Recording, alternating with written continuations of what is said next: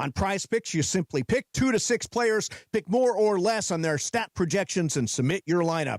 Prize Picks also has early payouts. If your lineup gets off to a hot start, you now got the option to cash out those winnings before the game even finishes. You can also copy lineups with one click with the new social feed. Don't miss any of the action this season with Prize Picks, where it's good to be right. Download the Prize Picks app today. Use code MACE, M-A-S-E, $50 instantly in lineups when you play your $5 lineup. That is code MACE on Prize Picks. $50 instantly in lineups when you play $5. Prize Picks, it's good to be right. Got to be present in certain states. Visit prizepicks.com for restrictions and details. Smalls here. Life is full of choices, some big, some small. And when you choose an H&R Block Tax Pro, you're choosing the largest network of tax expertise to be in your corner. For when your big ambitions need help with the small details. For when your 6 figures come from 6 different places. For when your gaming stream becomes your revenue stream. For when your business's year 1 needs 70 years of tax know-how. At H&R Block, they've seen it all. And they're here to help you make the most out of your money for life outside the box. Hey, fans! Welcome back to Fansville's Cheers and Tears. Oh. Okay, so like everybody deals with losing, right? To a rival on a last-second field goal. Whatever, it's fine. I'm totally fine. But I cope with losing with an ice-cold Dr. Pepper. Those 23 flavors are like so delicious. They totally wash away the pain of your college football team taking a big fat L. College football, it's a pepper thing. The home of Rams football, and now the home of The Rich Eisen Show. Weekdays 9 a.m. to noon, KSPN Los Angeles, a Good Karma Brands radio station. ESPN 710, Los Angeles Sports. And it is the biggest show on the radio. Mason and Ireland is on for your Wednesday afternoon. Ireland, best show on the radio. Here we go, Wednesday, the 21st of January. Steve Mason, Johnny I, Lakers with a big win last night in the Mile High City. Here's LeBron flying down the middle, slam dunk. LeBron, believe it or not, at age 41, the oldest player in the NBA, leads the league in fast break points. I mean, we may never again see a guy at this age putting up numbers like this. No, not at 41. Johnny, I will recap the game. Plus, we'll get you ready for that battle against Little Brother tomorrow night at Intuit Dome. And yes, just days away from the NFC Championship game, Rams Seahawks. Producer Emily's here. Producer Brian Cohen, the social media team in the back, and you. Just go twiddle your trumpet. Oh, and don't worry, I didn't forget. Baxter Holmes from ESPN writes a little piece about the Lakers and Genie. You could insert that evil laugh yesterday we got from Luke Robitaille. Why not? So with that said, let's get this going. Let's do it. The biggest show on the radio, Mason and Ireland. Oh. Your Wednesday afternoon right now. Good afternoon. What is going on, people? What is up, Ireland? You got in at, 3 a.m. or something? Yes, sir. 3. I watched Michelle Smallman and Evan Cohen's opening segment. So here's the thing about Ireland when he comes off a trip like this. He's generally completely on fire and unhinged. Yes, and no filter. And I will. So let me start with this right away. Yep. My favorite win of the year. That was a big win. My favorite win of the year. I know they didn't have Jokic, so all you Laker haters are going to come at me. What, Ireland, what are y'all excited about? They didn't have Jokic. Here's why. Last year, and for sure the year before that, they would have lost that game. When Jamal Murray threw in that 60-footer at the end of the half. Because they had wind up scoring 9 points in the final minute. Right. To put them up 14. Yep. I thought, all right. Not our night. This is game 1 of an 8-game road stretch. Let's not burn out LeBron and Luka. Let's just take our medicine. And then they come out in the third quarter and just throw a blanket. Yeah. How about this, Mace? Third quarter scores. Laker 27, Nuggets 17. Yep. Fourth quarter score. Lakers 27, Nuggets 19. Right.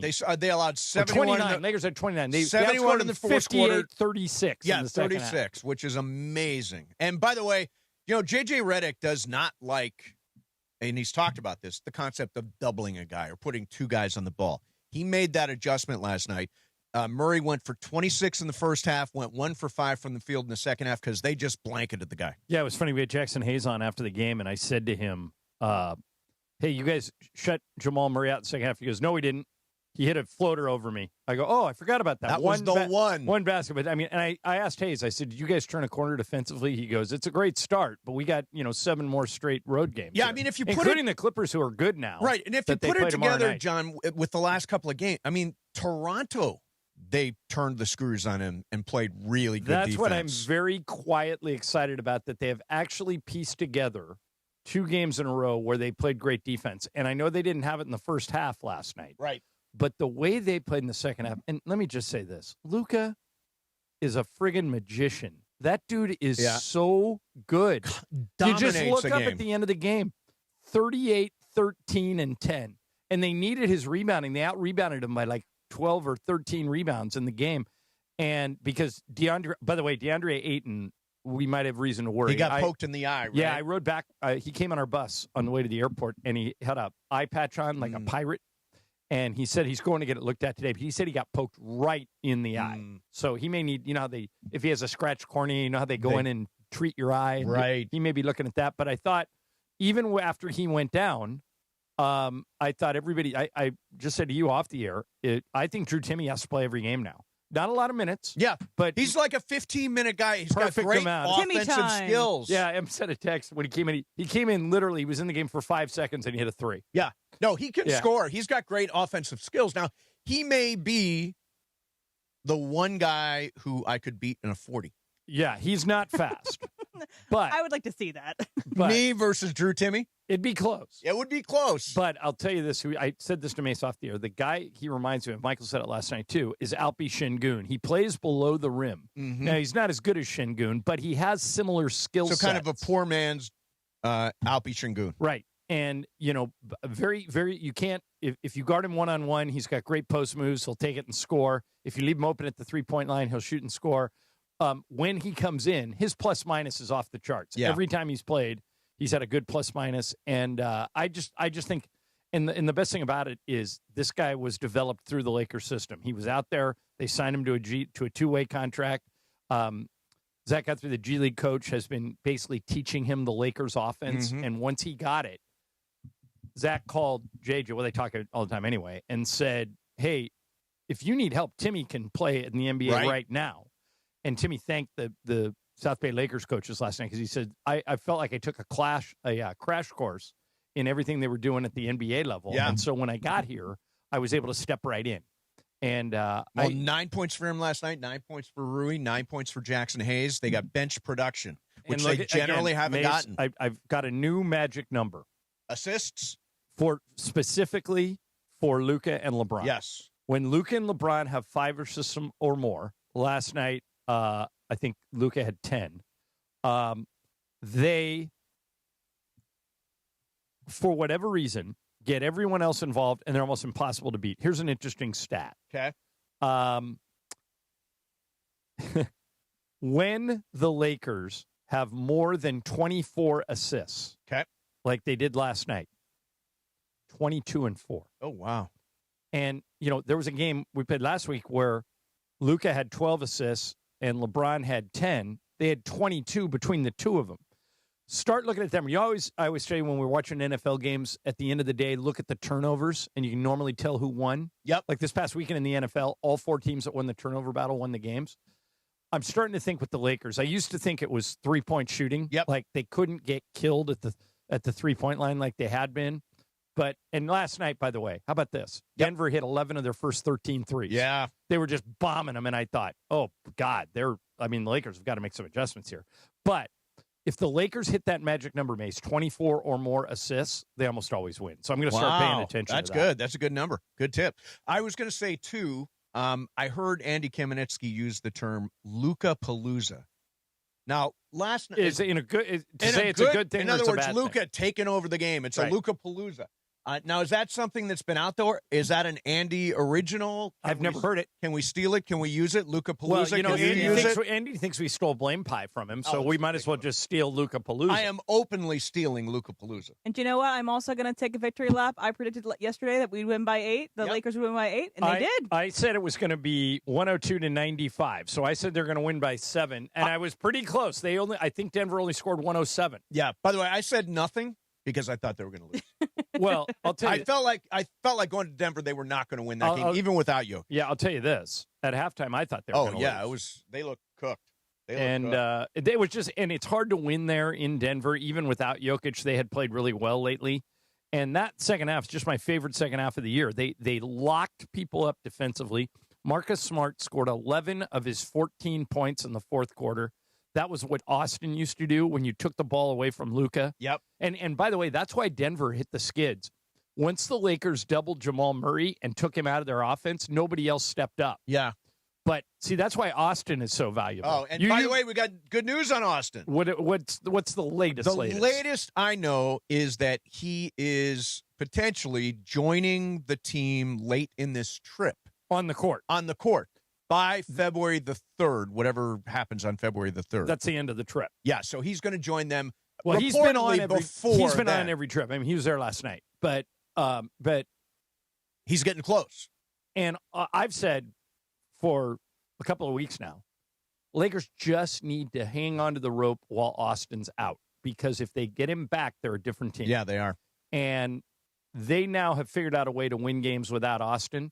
I mean, they were on a pretty dark skid there. They had lost 5 out of 8. Yep. And now they've won 2 in a row. This road trip, so last night was the first night of it. Tomorrow night is technically a road game because we play at the Intuit Dome. And then we go on the 13-day road trip really starts, yeah. Yeah, I'm going to be doing the show from Chicago on Monday, but I'm going to be like in a different city every day for a couple of weeks. Yeah. And I just want him to get through this 8-game stretch 4-4. Michael says, no, they can be better. They can be 5-3. They can be 6-2. Yep. I like the way he's thinking, but just give me at least 4-4. Don't crater. And then Austin will come back at the end of the trip, and it's game on. Right now, Mace, they are clinging. Pull up the Western Conference standings. Okay, I'm pulling them up as we speak. This is how tight the West is. By the way, my last search was Luka Palooza. Okay. Okay, here it is.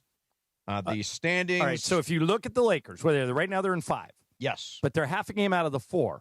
They're also a game out of the 6, and I think a game and a half out of the 7. Do I have that right? They are, let's see, 9. Yeah, they're a game and a half out of the 7. Okay, so that's the play-in tournament. Yeah. That's what you want to avoid at all costs. Right. But They're technically the 5 seed right now, but they're tied look with ahead. Phoenix and Minnesota. Right, but they're percentage points ahead of them, right? Percentage points, Right, so now look at the teams in front of them. How far are they behind the 4? They are only a game and a half. Right. So this is why you got to tread water. 2 games out of the 3. Right. So they got a shot and here. They just beat the 2. Yeah. So it's, to me,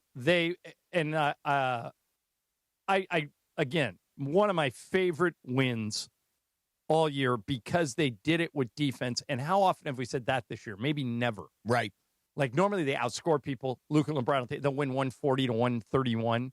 2 games in a row, they've held teams way below their average. They held Toronto to under 100. First time all year they've done that. And then last night, a team that averages 117, they held them to 107. Yeah. So JJ said it for weeks. We're not a good defensive team, but we could become one. Yep. Is this them becoming one? I don't know. It's only a 2-game sample size, probably not enough. Yep. But Clippers have been really hot lately. They've won. They lost last night, but they've won 13 out of 16. Nobody has been on the Clippers more than I have. I've hammered them all year for doing dumb stuff. But here are the facts that guys like me have to face. They're making me eat my words. They've won 13 out of 16 games since they beat the Lakers. I did a thing, Mace, where I went back and looked at what I said the night we played the Clippers back on December 20th, so about a month ago. Yep. I said, if the Clippers lose this game, they'll have the worst record in the West. They'll be 1-10 in their last 11 games. And they never win close games. They should just break this team up and start selling the parts. Ever since I said that, they took off like a rocket. Yep. And I don't know if Kawhi is going to play tomorrow night. He's missed the last 2 games with a knee. But if he does play, that is a real game tomorrow night at the Intuit Dome. The Clippers are if Kawhi plays, the Clippers are probably going to be favored. The kind of game he's going to play, right? Well, people miraculously get better when the Lakers come to town. By the way, James Harden is on my fantasy team. Man, he's a stat machine. He just cranks up the numbers every single night, and he's been a huge reason why they've been able to turn everything around. All right, so John, wait. Yeah. We didn't have before the growl. That's true. So, would you like to start now? So if Oh, you you have got not, the lime. Yes, if you haven't watched our original That's show yesterday, very small. It's a cocktail lime. Yeah. he can get 75,000 mythical dollars if he eats the lime. I think it's going to be awful, an awful experience. In fact, I did not. Juan's probably driving around. I did not tell him about it because he would have forbidden me to do it. So I never even mentioned it. Snuck the lime, and Would he'll you like find to out start later. now? One bite. One bite. We've done some. Here we If I go. were you, I'd take a big bite. You think so? Yeah. It's so small. You could eat half I of it in think one bite. See, I think we're giving you too much money for this, but I'd take a big bite right now. Make sure to chew Just- thoroughly so you don't choke. And don't think twice about it. Just take a big bite. Oh. Oh God. Let me see what the lime looks like now. Yeah, that's a good sized bite right there. Oh, the rind. Yep. Oh God, that is so awful. All right, If you're not watching on YouTube, you got to be watching I'm on going to YouTube. get through it. That's disgusting. I'm going to get through Well, it. you made a strong move going to the cocktail lime. I thought you were The going to a problem full is size lime. It's too the rind is so thick. Yeah, you got to chew it. You got to really bite into it. All right. So we had that going on. So I get 75,000 mythical dollars, so I can put them all on the Rams on Sunday. If you finish this before the end of the show today. Correct. I'm putting it all 75K on the Rams. I think he's going to finish it by the end of this hour. I think plus you were way the too 2.5, generous. Plus the 2.5 Rams, 75K plus the 2.5 once I finish this line. Okay. The rind, I'm still too. It's awful. Right. Yeah, that's going to be the hardest. All part. right, coming up next for you. Oh man, that article, that Baxter Holmes article about Jeannie Buss and the Lakers and LeBron and the sale and all the siblings and all that stuff. Why don't we get into some of that next? Mason and Ireland, 710 ESPN. And it is the 15-minute mark right here on 710 ESPN. On the all-new ESPN LA app and on YouTube at ESPN Los Angeles. The 15-minute mark on 710. Fueled by Valvoline Instant Oil Change. You know, in that time it took to hear your favorite takes and all that fun and frivolity, you could be pulling out with a fresh oil change. No waiting, no appointment, just in and out in about 15 minutes. Bam! So you've got more time for what matters. Visit SoCalOilChange.com. In just 15 minutes, you can boost your vehicle's performance and save money while doing it. Visit SoCalOilChange.com now for value pack coupons and keep your car and your wallet running strong. The 15-minute mark on 710, made possible by Valvoline Instant Oil Change. Hey, it's Travis. Every legend has a story, and those stories are kept at Legends Attic in Claremont. Legends Attic is the premier sports memorabilia gallery and store that offers a unique blend of rare and iconic collectibles. It's a community for sports fans and collectors, so go check it out for yourself. Legends Attic, 619 West Foothill Boulevard in the city of Claremont. Visit legendsattic.com and be sure to follow Legends Attic on all social media platforms so you can stay connected to know about their upcoming signings and special events with Hall of Famers and pro players. Coverage and content of the 2026 College National Championship on ESPN LA is presented by Pechanga Resort Casino. Plan your perfect combination at Pechanga Resort Casino. See for yourself what made readers of Newsweek and USA Today named Pechanga the best casino outside of Las Vegas. Visit Pechanga.com for more information. For a century, the Genesis Invitational has stood as one of golf's greatest stages, where the game's legends make their mark and history is written. It's official. The round that will long be remembered. Oh, yes! Ludwig Oberg. February 19th through 22nd, celebrate 100 years of championship golf. Experience the drama, the tradition, and the moments that define the Genesis Invitational. Get your tickets now at genesisinvitational.com. ESPN LA family, on personal injury attorney Joseph S. Normand. 2026 marks 15 years that you've trusted me to represent you. When you're hurt and down, I'm honored to fight for you in personal injury cases when it matters most. Numbers don't lie. I'm the real deal. The voice you hear is a voice you get. If you've been injured in an accident, call 213-747-1234, 213-747-1234, or visit normandlegal.com. Normand Legal, built on trust, proven by results. Hey, fans! Welcome back to Fansville's Cheers and Tears. Oh. Okay, so like everybody deals with losing, right? To a rival on a last-second field goal. Whatever, it's fine. I'm totally fine. But I cope with losing with an ice-cold Dr. Pepper. Those 23 flavors are like so delicious. They totally wash away the pain of your college football team taking a big fat L. College football, it's a pepper thing.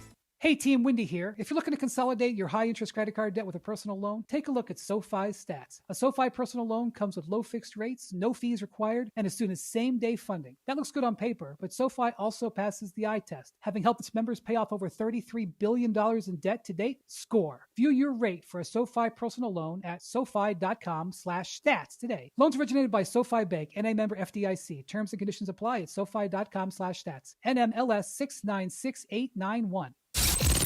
The OGs of LA Sports Radio. So I want to ask you guys if I am crazy. Okay. And if there's something wrong with me. I like this. The answer, yes and yes. More Mason and Ireland right now. All right, so open the ESPN.com this morning, and I see the big piece from Baxter Holmes, all the inner workings of the Lakers organization, how Jeannie Buss, who's like Shiv Roy, slowly picked off her siblings one by one until she stood alone, John, till she stood alone. All right, so I read the article. I assume most of our audience has it in time. I'm surprised you read it because of how long it was. But I saw that it's got good dirt in it, so I like a little good dirt. For you, any article that takes longer than 5 minutes, you're normally out. Yes, but this one probably took 20. Did you read it, Em? I did. And she actually insisted that I read it, which I already had. But she was like, you better read this article. I'm like, I got it. All right. I got it. So, obviously, this is a weird subject for me to talk about because I know everybody involved personally. I know Johnny. I know Joey. I know Jesse. I know Janie. I know Jeannie. Jim. Don't forget Jim. Well, what about Johnny? Did you say Johnny? I think I did. Okay. I know all of them. Yeah. I know all 6 kids. What my thought was after the article, after I read the whole thing, was Succession's a good comp because this is their side of the story of what happened. But let's take a step back and look at the big picture. Okay. Can't we summarize this with one sentence? They got an offer they couldn't refuse. Right. Okay. But Jeannie's the one that elected to not bring the siblings along for the ride. Now, Jim, Johnny, they weren't involved. Wait a minute. Is that a fair thing for you to say when you consider everybody we're talking about, all 6 people, are now billionaires? I get that part of it, and good for them, and I'm not worried about any of them. Okay, They're all going to have dinner on the table tonight. Did she not bring them along? She's not working there anymore. Right. They were fired. But she fired Janie. Janie resigned, although Janie was not. She said, I felt like a crumpled up piece of paper in the article. Jesse, Joey were fired. She iced Jim. That was after the sale went through, correct? Right. Yeah. Right. And so let's talk about that aspect of it. And Ramona, by the way, Ramona's going to come on in 10 minutes. She'll have great insight. And she's knows all the particulars too, and probably knows more than I do about this. So what you used to say in the Frank McCourt years of the Dodgers was, this is a mom and pop shop. Correct. We need a corporation. Absolutely. We need, you used to think you wanted Yankees West. And we got it plus. And so when you go from a family business, or the way you've raised it, a mom and pop shop, to a corporation, there's always going to be downsizing in any business. And so if they're going from a family-owned business where everybody in the family had a role, okay, to a Mark Walter Guggenheim-controlled business where everything is a corporation, I'm not sure there was a good way to do this. Well, they even say in the article that they expected their roles at least to change. Right. But is there, I mean, why didn't their roles just change? In other words, if you wanted to keep them on, let's face it, there are lots of jobs, ceremonial, working in the scout, all that kind of stuff. Right. You didn't have to get rid of all your brothers and sister. I think. But I think that I understand business is business. They all got $1 billion. I'm not too worried about it. But if let's pretend Mason and Ireland was a sports team, and you and I own it. Okay. Am I the president? Sure. Okay. I'm the president. And I'm and general manager. And by the way, general manager. This is radio operations. Okay. And somebody came to us. Yeah. Somebody like Mark Walter came to us and said, "We want to buy the Mason and Ireland show. Mm. We want to buy it all. Yep. And we want to own it. Yep. And we said, well, it's not for sale. Right. We have no interest in selling. None. We're happy. None. We like Emily. We like Brian. Yep, we we're like not everybody doing here. anything. We're not staying selling. put. Yeah. And then Mark Walter says, I'll give you $10 billion. Right. It's the offer we can't refuse. Correct. And they say, I'll give you $10 billion, but then we own it and we make all decisions. Emily and Brian are probably, the day we say yes to that, are probably getting fired. Disagree. I do not believe that. I don't. Okay. In a $10 billion corporation, there's no room for Emily and Brian. No, what I'm saying is they get to make those decisions now. So they're turning from a family business to a corporation.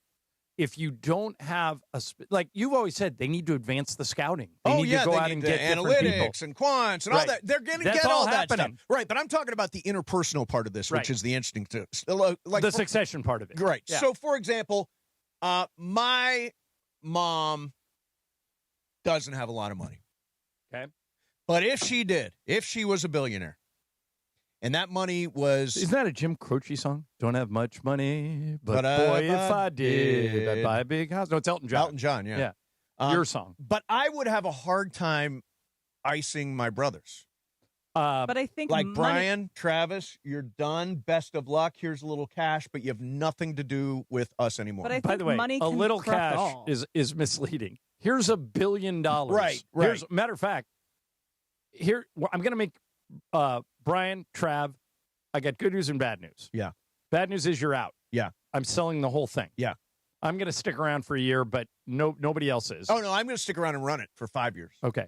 And Well- you guys just don't get any say. You Right. guys just go away. But I do get a lot of money. But you do get a in lot of return. money. Yeah, again, in the final analysis, I am not worried about Jim or Johnny or Janie or Jesse or Joey. I think they're all doing really well. I just think it is fascinating, the palace intrigue that went down. And then, like, some of the stuff in it, like, again, Jeannie has a very tight circle of people. Right. Linda Rambis got $24 million. Okay, so here's the difference between Linda and, let's say, somebody else that works there. Yeah. There's a saying over in that building, if Linda gets involved, things get better in a sure. hurry because she has a lot of power and she can make things happen. Yes, clearly. And her title, Director of Special Events, you and I always say the Lakers do everything great. Linda spent her entire life at the Lakers. And this isn't, I want everybody to hear this. By the way, I am not saying anything negative about Linda at all. Just to be really clear, I'm not saying anything negative about her. But this is the most important thing that Baxter didn't put in the story. Right. Maybe you didn't know. They didn't just take care of Linda. Right.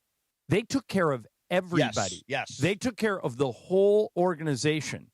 And depending on how long you've worked there and how long, I mean, to paint this that Jeannie came in and fired everybody and was haphazard.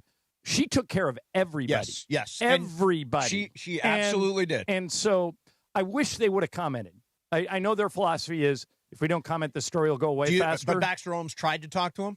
I would assume he did. It said in the article that he did reach out. They declined comment. Yeah. And I don't think they want their family squabbles in public. Right. But there's another side to this story, and that is that when this sale went down, Jeannie took care of not just the people Baxter mentioned in the article, but everybody who had worked there. Mm-hmm. Everybody. Yep. And she didn't have to do that.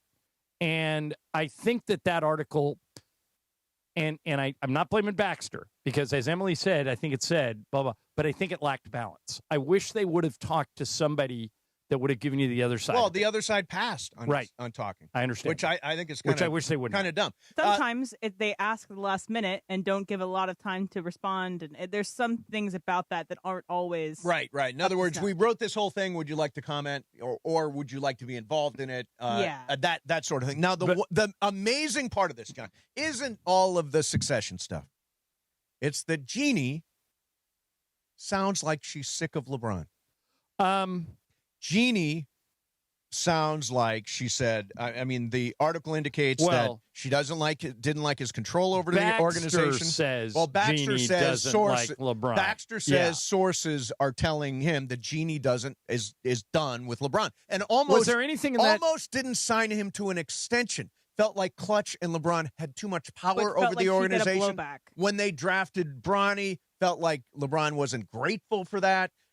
Stuff like that that's interesting, that's very clear to me that we're done with LeBron after this year, whether he retires or he doesn't. Well, I've thought that for a while, but here's the thing. Jeannie wouldn't talk to him. Right. So that is sources say. Well, I mean, that's how journalism works. Sources say. But another reason why I wish she would have that she would have answered those. So those you questions. think Jeannie's actually fine with LeBron, fine with the way Clutch operated, fine with LeBron being what the article says, ungrateful for drafting Bronny, fine with the Russell Westbrook trade, which LeBron insisted on, all that stuff. You're saying all that stuff is just made up out of whole cloth? No. I'm not saying any of it's made up. I'm saying that somebody told it to Baxter, right? But it wasn't Jeannie. So I mean, it's that person's version of events, which is why you and I always talk about this. If somebody's going to try and tell your story, right, you should participate in it. Absolutely.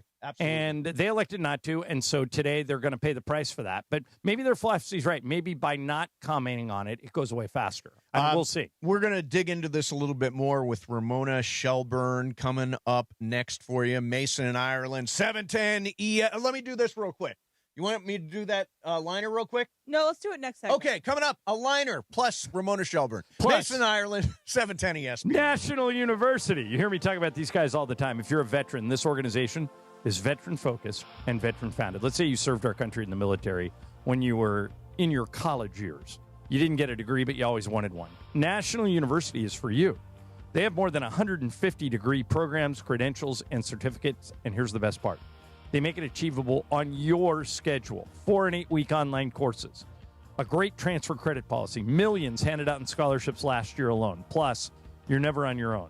They give you whole team support, professors, advisors, and resources to keep you on track. They specialize in what they call Anders.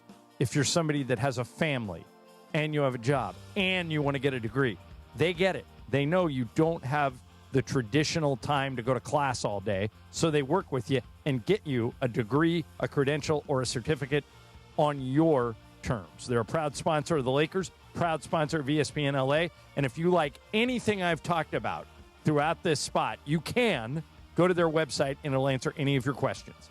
nu.edu. nu.edu. National University.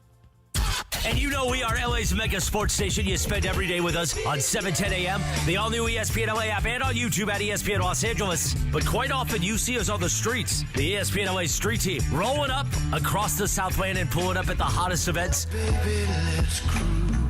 You know who takes care of our rides? Our friends at George Chevrolet. The GM, John Good, his fantastic team. Find out more at georgechevy.com. Chevrolet, together let's drive. Our ESPN LA street team, driven by our friends at George Chevrolet. George Chevy, off the 91 freeway in the city of Bellflower. Thanks to George Chevy for making our ESPN LA street team absolutely beautiful, man. At Children's Hospital Los Angeles, we're a nationally recognized leader in pediatric care, honored by U.S. News & World Report as one of the best in the country. Here, we achieve amazing breakthroughs that change lives. From groundbreaking cancer therapies that offer new hope to young patients, to advanced heart procedures that save lives, we partner with families to conquer challenges and achieve extraordinary outcomes. Choose the best care for your child at chla.org. With America's best lineup of hybrids from Hyundai, you get the best of both worlds, like the reliable and efficient Tucson Hybrid, backed by America's best warranty. The Hyundai Tucson Hybrid. It's the best of both worlds. Now, lease a Hyundai Tucson for $269 a month or get 0.99% APR financing for 60 months. See your SoCal Hyundai dealer. Offers end February 2nd. Call 714-568-7676 for details.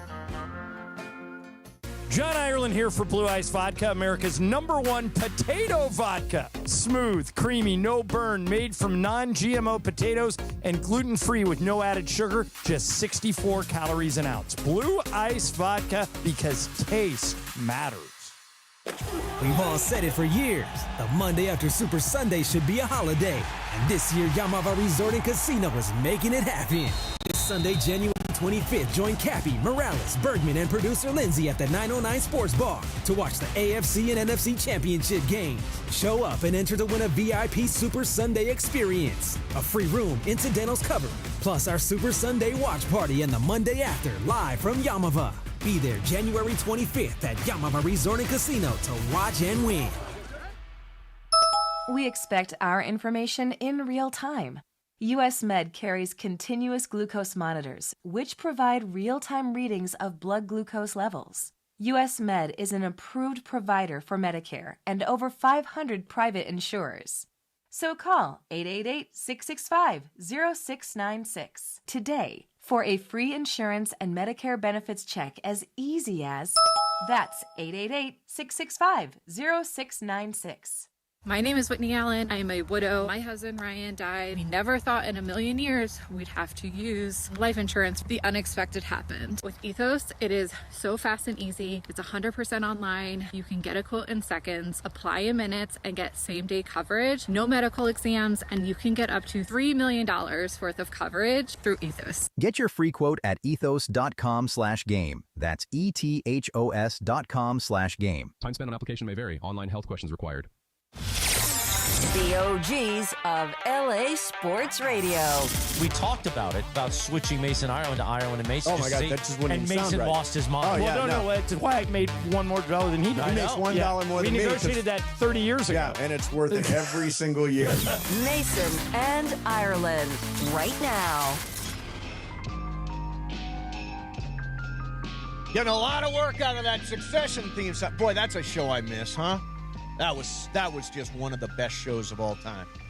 Joining us live right now, we're playing it, by the way, because there was all sorts of palace intrigue, Jeannie Buss and the brothers and the sister and all that stuff. Baxter Holmes wrote about it. And now Ramona Shelburne, who is a Lakers authority, joins us. Momo, what did you think? What did you think of the piece? How you doing? Hey. How you doing? Well, I mean, I started my day with it, right? Yeah, It me was too. 7 a.m. and and the way that this kind of stuff works is like, I don't know what's in the story, but I know that there's something coming, right? Yeah. So I've been kind of waiting. What day are we going to run it? What's going to be in it, et cetera. But I also have to have, enough distance from Baxter to know it's his show, right? So I've been kind of like, the second I woke up at 7, I was like, I'm reading this. It was the first 30 minutes of my day. Because it was that long, right? Yeah, Ramona, here's how interesting that article was. Mason read the whole thing. I read the whole thing. He hasn't read an article that long in years. I couldn't put it down. It was awesome. So let's start with the because the Lakers didn't comment for this story. Yeah, which I find curious. I think it's a big deal. Why do you think they didn't? I think that they never comment on things. Like, they didn't comment for Yaron Weitzman's book, right? They didn't comment on this. And I think there's two ways to read it. I think both of them are actually true. Number one, when you don't comment, you don't make it a second day story. You don't get into a back and forth. Okay. So, clearly, there's everyone else is quoted in the story, right? There's quotes from Jesse and Joey and Janie and Johnny. Yeah. I don't think Jim was quoted, but everybody else was quoted. Yep. So when you go on the record or off, even if you respond on background, then there's a back and forth that happens when you're doing a story. Okay. And I don't think that they wanted to get into a back and forth. That would be my read of it generally. And that it also, it's like I think you kind of understand it's going to be a big deal one day, but if you don't get into a back and forth, it goes away after a day or two. Whereas if you get into a back and forth, then so you're extending a story that you probably don't really want to be a part of, right? Okay, so that would be my guess. My general feeling about it was, I know a lot of the other side that's not represented, right? That didn't respond or whatever it is, or I have a different read of things. And so, it's like I'm squaring the two versions, right? And it's whatever lens. I think Baxter uncovered a lot of things I didn't know. I did not know that there was some secret. I mean, I knew about the secret sibling that came out a few years ago, right? That made news, but I didn't know that comment that I guess the Joanne Buss, the mom, had said, we can give this sibling up for adoption, but you have to promise you'll never have another child with another woman. I didn't know that. Yeah. And that led to what I think is this really chilly quote that is the headline of the story, like you never should have been born or whatever. What's the quote? I'm probably not quite getting it right, but it's something like that, which is a pretty devastating quote, right? Yeah, sure. I mean, for anyone to hear in your life. But I see it also from the lens of what was going on. And I actually think the context is in the story. I just don't think people are really picking up on that, which is simply like a few years ago, the bus kids learned that they had a secret sibling, right? Which is a kind of a big revelation late in life Sure. to find out that your parents had a child and gave them up for adoption before you were ever born. That's a huge thing.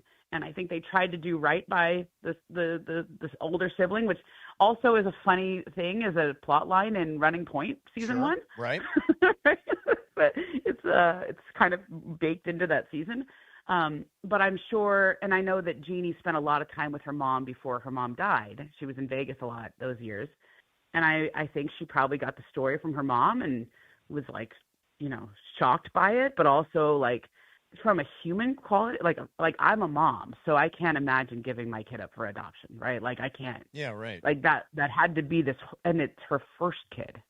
Like this isn't, you know what I mean? That was their first child. Mm-hmm. So that like on a human level, I'm just like digesting all of that. And then I think probably the way it reads and the way that I'm reading it is Jeannie then told her siblings, like, hey, by the way, we have a secret sibling. And then then told what the mom said about how she had made her dad promise not to have kids with another woman. And that, if you're Joey and Jesse, how the hell are you going to digest that? I don't know how I would take that. Oh, yeah. And I don't think it was a cold-hearted Jeannie thing. I think it was just having to digest this reality. I mean, that's how I read it. I don't know if you guys have a different read of that, but I think it's playing a little different than it was written and than it actually played out in real life. Well, and we're talking to Ramona Shelburne about Baxter Holmes' article on ESPN.com this morning about the Lakers family drama. And Ramona, everybody's family has issues. Yeah, like everybody's family Yeah. does. I don't care who you are. There is stuff in your family that you would prefer doesn't get talked about and discussed, and in this case, written about it on ESPN.com. Sure. The thing I didn't like about the article was it promoted the narrative that Jeannie only took care of her friends and didn't take care of her family. That's inaccurate. Her family, all those kids, and I know them all and I like them all those kids are billionaires. And then as for Jeannie taking care of her friends, and Momo, I've told you this off the air, she took care of everybody. She took care of the whole organization. Everybody got taken care of. They didn't have to do that. Yeah. That was an extraordinarily generous thing, but it didn't fit the narrative of this article. I think the narrative of this article... well, they may not. I mean, Baxter may not have known that everybody else got a payout. You know what I mean? Like, I don't. And I'll tell you this. Like, one of my takeaways from reading this was, and just much like Succession, right? It's always going to be messy, and there have been. Right, like everyone in Succession, while they love each other, they also try to knife each other like 5 times, right? I don't think I'm just looking at, I covered the first, palace coup attempt with Jim and Joey, Jim and Johnny. Yep. It's hard to get, they all have the same names. Well, that was a successful coup, right? No. Unsuccessful. The Jeannie versus Jim coup? No, Well, Jim and Johnny, this is revisited in the article. Jim and Johnny tried to create a new board without Jeannie on it. Yeah, sure. Yeah. But it didn't work. Jeannie thwarted their efforts. Yeah, she basically got support from Jesse and Joey and Janie, and so it was 4 against 2, and they got the older brothers out. Well, there's a sort of threat from the younger brothers, which you read about quite a bit in the story, and they came up with what I think was in their mind a fair compromise, which is, hey, we're the youngest, we're going to be the last one standing, and we understand you older ones want to get paid out because you're only making $3 to $4 million a year. That's a lot of money, okay? But for a company worth as much as the Lakers, I can see why Jim and Johnny would want to get paid while they're still alive and they can spend their money, et cetera.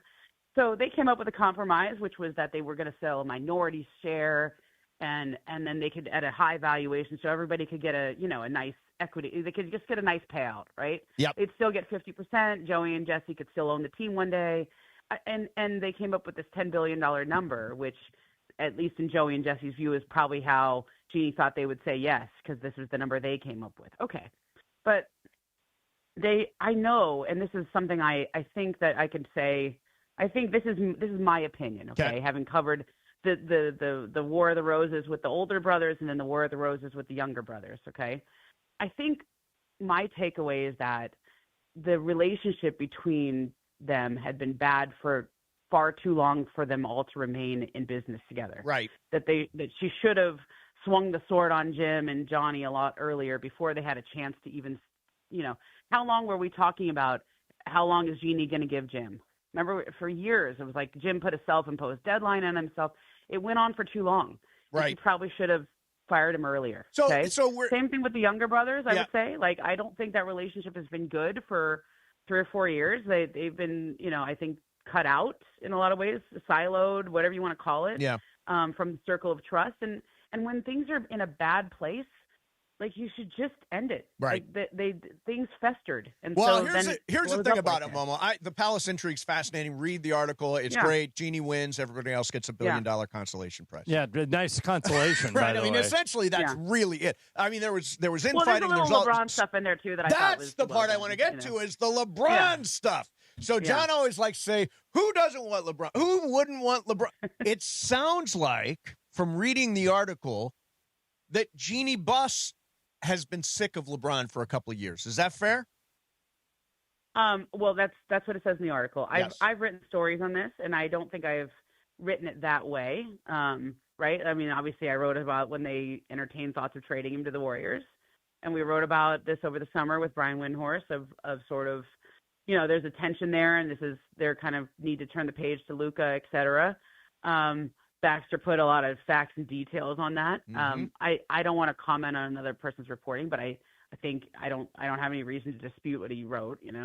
I think that's interesting, and I would, my view of all this is always through the lens of how Jerry Buss had relationships with Magic Johnson, how Jerry and Jeannie had their own individual relationship with Kobe Bryant, and those relationships were partnerships. And I don't think the partnership with LeBron James ever kind of fell into the same category as the way as those first two. Right? Where, like, do you understand? Like, when you're a business partner, like, when you rise together, you rise together. Sure. When you fall together, you fall together. Like, you make a Westbrook trade, it's not one person's fault. We all decided to do this. Everybody takes it. Right? Like, that's kind of how it's supposed to be. But I guess the idea of that article, Momo, is that they did everything they could to cater to LeBron. And Jeannie at some point got tired. I don't think anyone would dispute that. Got tired of the influence of Clutch and LeBron James on the direction of the organization, particularly with the Westbrook trade, which it sounds like LeBron was one of the guys that insisted on it. That on top of that, there's an egocentric thing going on with LeBron. He wasn't grateful, according to this article, that the Lakers actually drafted Bronny. There's like they almost didn't sign him to an extension, I think, in 2022. I mean, what is the relationship now between LeBron and Jeannie Buss? I don't know. I don't know if I know. I don't know if I can say. Like not that I don't know what it is. Does that make sense? Like, do they talk all the time? No. Do they say hello if they pass each other in the hall? Probably yes. Like I don't think there's Rich Baltz says a lot about how things are on his podcast, and it's out in the open for everyone to hear. He wasn't at Luka's press conference. It doesn't probably feel good to him that they're turning the page and he's not really getting to decide how his Laker tenure ends. They just replaced him. Yeah, and it's like, okay, the new guy's here, and then, it's been nice having. I mean, I don't think that feels good for him. But I will say, I heard him on the broadcast last night. He talked to Mike Trudell, and he was saying how great it was that Luka. It's nice to see Luka be named an All-Star and to get that patch on his jersey. And like, I feel like LeBron is trying to say the right things right now. Yeah. Doesn't it sound like he's By the way, trying? is this the end of the road? If I was to say LeBron's going to retire at the end of this year, do you think that's true? I don't know. Yeah, I don't know either. I don't know. Do you? I don't know either. He's still really good. I know, but he's got that patch with the 23. Is he really going to roll back with a 24 patch Ramona, next here's year? how I would answer that question. 24 is a Kobe number, right? Yeah, you can't wear a 24 patch. I know. There's all these numerology things. I think that both, if LeBron wanted to stay and keep playing, particularly for the Lakers, there's going to have to be some compromise. He's no longer a $50 million a year player, no matter what Rich Paul says. Yeah, I'd agree with that. I don't begrudge him at all because he's playing out of his mind this year. He's great. But just he's really good still. In the context of how the Lakers' salary is going to be structured next year, if they want to keep Austin, I don't think they can pay LeBron $50 million. And that's why I think... No, they can't. No, there's no. I don't think they can't. Yeah, they cannot. So I think that if he wanted to stay, it would require some compromise. Let's see if that happens. Hey, Momo. Yeah, and gonna stop there. I have to. I don't want you to run the light, but I am gonna be working with you a few times coming up here, right? Yeah, next week. Yeah, I think you and I have shows, so that we'll catch up then. It'll be good to see you. I haven't worked with you. Good. Haven't seen you in a while. Momo, thank you very Bye, much for Momo. coming on. Love your perspective. Bye, guys. There's Momo. She's a little like Bill Walton. We could have walked away. Wind her up, let her go. Momo would have just gone. All right, so that means I have to guess my icebreakers really early now because we ate up all the clock. That's right. I'm going for it early. I'm We'll telling go fast. Hey, the road to the Lombardi runs through Yamava, and Sunday, January 25th, this Sunday, your chance to win the Ultimate Super Sunday prize. Join Cappy, Morales, Bergman, producer Lindsay at the 909 Sports Bar for the AFC and NFC Championship games. Everybody who shows up is entered to win a VIP Super Sunday experience and a one-night stay at Yamava. Be there this Sunday, January 25th, Yamava Resort and Casino to watch and win. Spots are limited. Sports are never limited. Spots are limited. Reserve your seat now at ESPNLA.com. You win. All right, coming up next for you, going to do some icebreakers. Mason and Ireland, 710 ESPN. Let me tell you about Prize Picks. So this is the best time of year for Prize Picks. You got your AFC, NFC championship game. You got your Luka. Last night, Luka Palooza. I played the more than on Luka in multiple categories and came through big last night. You got college basketball. People are doing college basketball on Prize Picks. On Prize Picks, you simply pick 2 to 6 players and then pick more or less on their stack projections. You submit your lineup. Prize Picks also has early payouts. So if your lineup gets off to a really good start, you can cash out those winnings before the game even finishes. And you can copy lineups with one click with the new social feed feature. Don't miss any of the action this season with Prize Picks. It is so much fun. Get on it this weekend. It's good to be right. Download the Prize Picks app today. Use code MACE, M-A-S-E. Get $50 instantly in lineups when you play $5. That's code MACE, M-A-S-E on Prize Picks to get $50 instantly in lineups when you play $5. Win or lose, you get $50 in lineups just for playing. Guaranteed. Prize Picks, it's good to be right. Got to be present in certain states. Visit prizepicks.com for restrictions and details. Mason and Ireland, 710 ESPN. Mornings in LA will never be the same. The Sedano and Cap Morning Show. What is the abbreviation for ESPN Deportes? The D? See, that one is just Deportes. Yeah. Okay. Oh, really? They don't just call it the D, huh? There's no E1, E2, E News. No, it's just Deportes. If it was ED, then you could have it sponsored, you know? Jesus. Right. The Sedano and Cap Morning Show, weekdays starting at 7 a.m. on ESPN LA.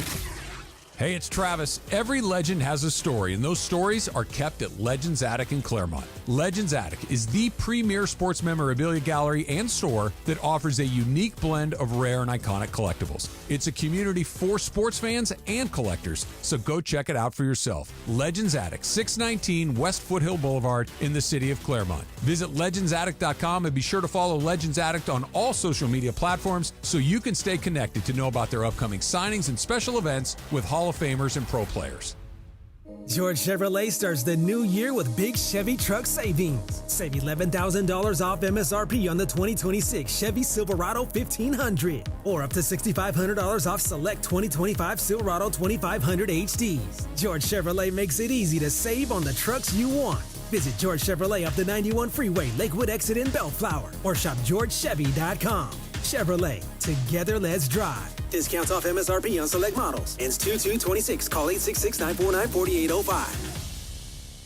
We all hear the radio ads about the IRS. They tell you to be afraid, to be scared, and they try to frighten you into calling. I'm not here to do that. Tax Relief Advocates is different. TRA is here to tell you that if you owe money to the IRS, whether it's $5,000, $50,000, or $500,000, we have a solution. It doesn't matter if you're sitting in your car, at work, or with your kids. No matter where you are, call now. 800-575-6759. Don't lose hope. TRA can eliminate or reduce what you owe to the IRS. Generous programs are now available that can give you a fresh start. Our passion is taxes and helping individuals fix their IRS problems. We have over 1,000 5-star reviews on Google and an A+ with the Better Business Bureau. You don't need to be afraid of the IRS any longer. End your tax nightmare today by visiting us online at TRA.com or call 800-575-6759. That's 800-575-6759. Tax Relief Advocates. Real solutions for real people. Listen to Mason and Ireland, weekdays noon to 3 on ESPN LA. And it is Mason and Ireland on ESPN LA. It's time for Icebreakers. Icebreakers made possible by Blue Ice Vodka, the finest vodka sourced from Idaho potatoes. Get it? Idaho, Johnny I, the Idaho compound. Enjoy Blue Ice Classic Vodka or their unique flavors like Huckleberry and Double Espresso. Find Blue Ice in stores and ask for them by name. Time for Icebreakers on Mason and Ireland. Take it away, producer Emily. Before I get to Icebreakers, it's game day for the Trojans. USC takes on Northwestern tonight. The fighting Mike Trudell's with pregame at 7:30 and tip-off at 8 here all the action on ESPN LA 7:10 a.m. or on crystal clear digital audio on the ESPN LA app, the home of the USC Trojans fight. Northwestern was my backup choice when I went to college. Why was it your backup and not your first choice? Because I had a really big academic scholarship at Bowling Green, so I went and didn't pay anything. Money talks? Yeah, money talks. I mean, Northwestern's expensive. Expensive. It is. It's a private school. All right, here's the update of the scores as we sit right now. We got John with 21. He took the lead yesterday with getting Tanya Harding real quick. Yeah. Mace at 19. Brian with 12. Andy 11. Sue of 5. Here we go. Okay. For 10 points. I was born in 1970 in Evanston, Illinois. Which is where Northwestern is, funny enough. For 9 points. And Mace, are you ready? Are you close? I'm ready. For 9 points, I am the grandson of a longtime sports writer for the Detroit News. My grandfather wrote for the Detroit News. Okay. For 8 points, I went to the University of Portland on scholarship. Okay. I'm going to take a shot. Are you? Okay. Eric Spoelstra. Ding, ding, ding. You got it. Eric Spoelstra. 8 points for you. Building the lead for it. Going this 8-gamer. Wow. What gave that? What was the trigger? I've decided my strategy in Icebreakers is now whenever I can identify the first person I can identify to one of the facts. Go for it. He is the only person I know that went to the University of Portland. Okay. Great one. That's it. Here's the rest, just in case you were curious. As a head coach, I have a 579 winning percentage. I'm the first Asian American head coach in the history of the 4 major North American sports leagues. I won Coach of the Year in the NBA in 2016-17.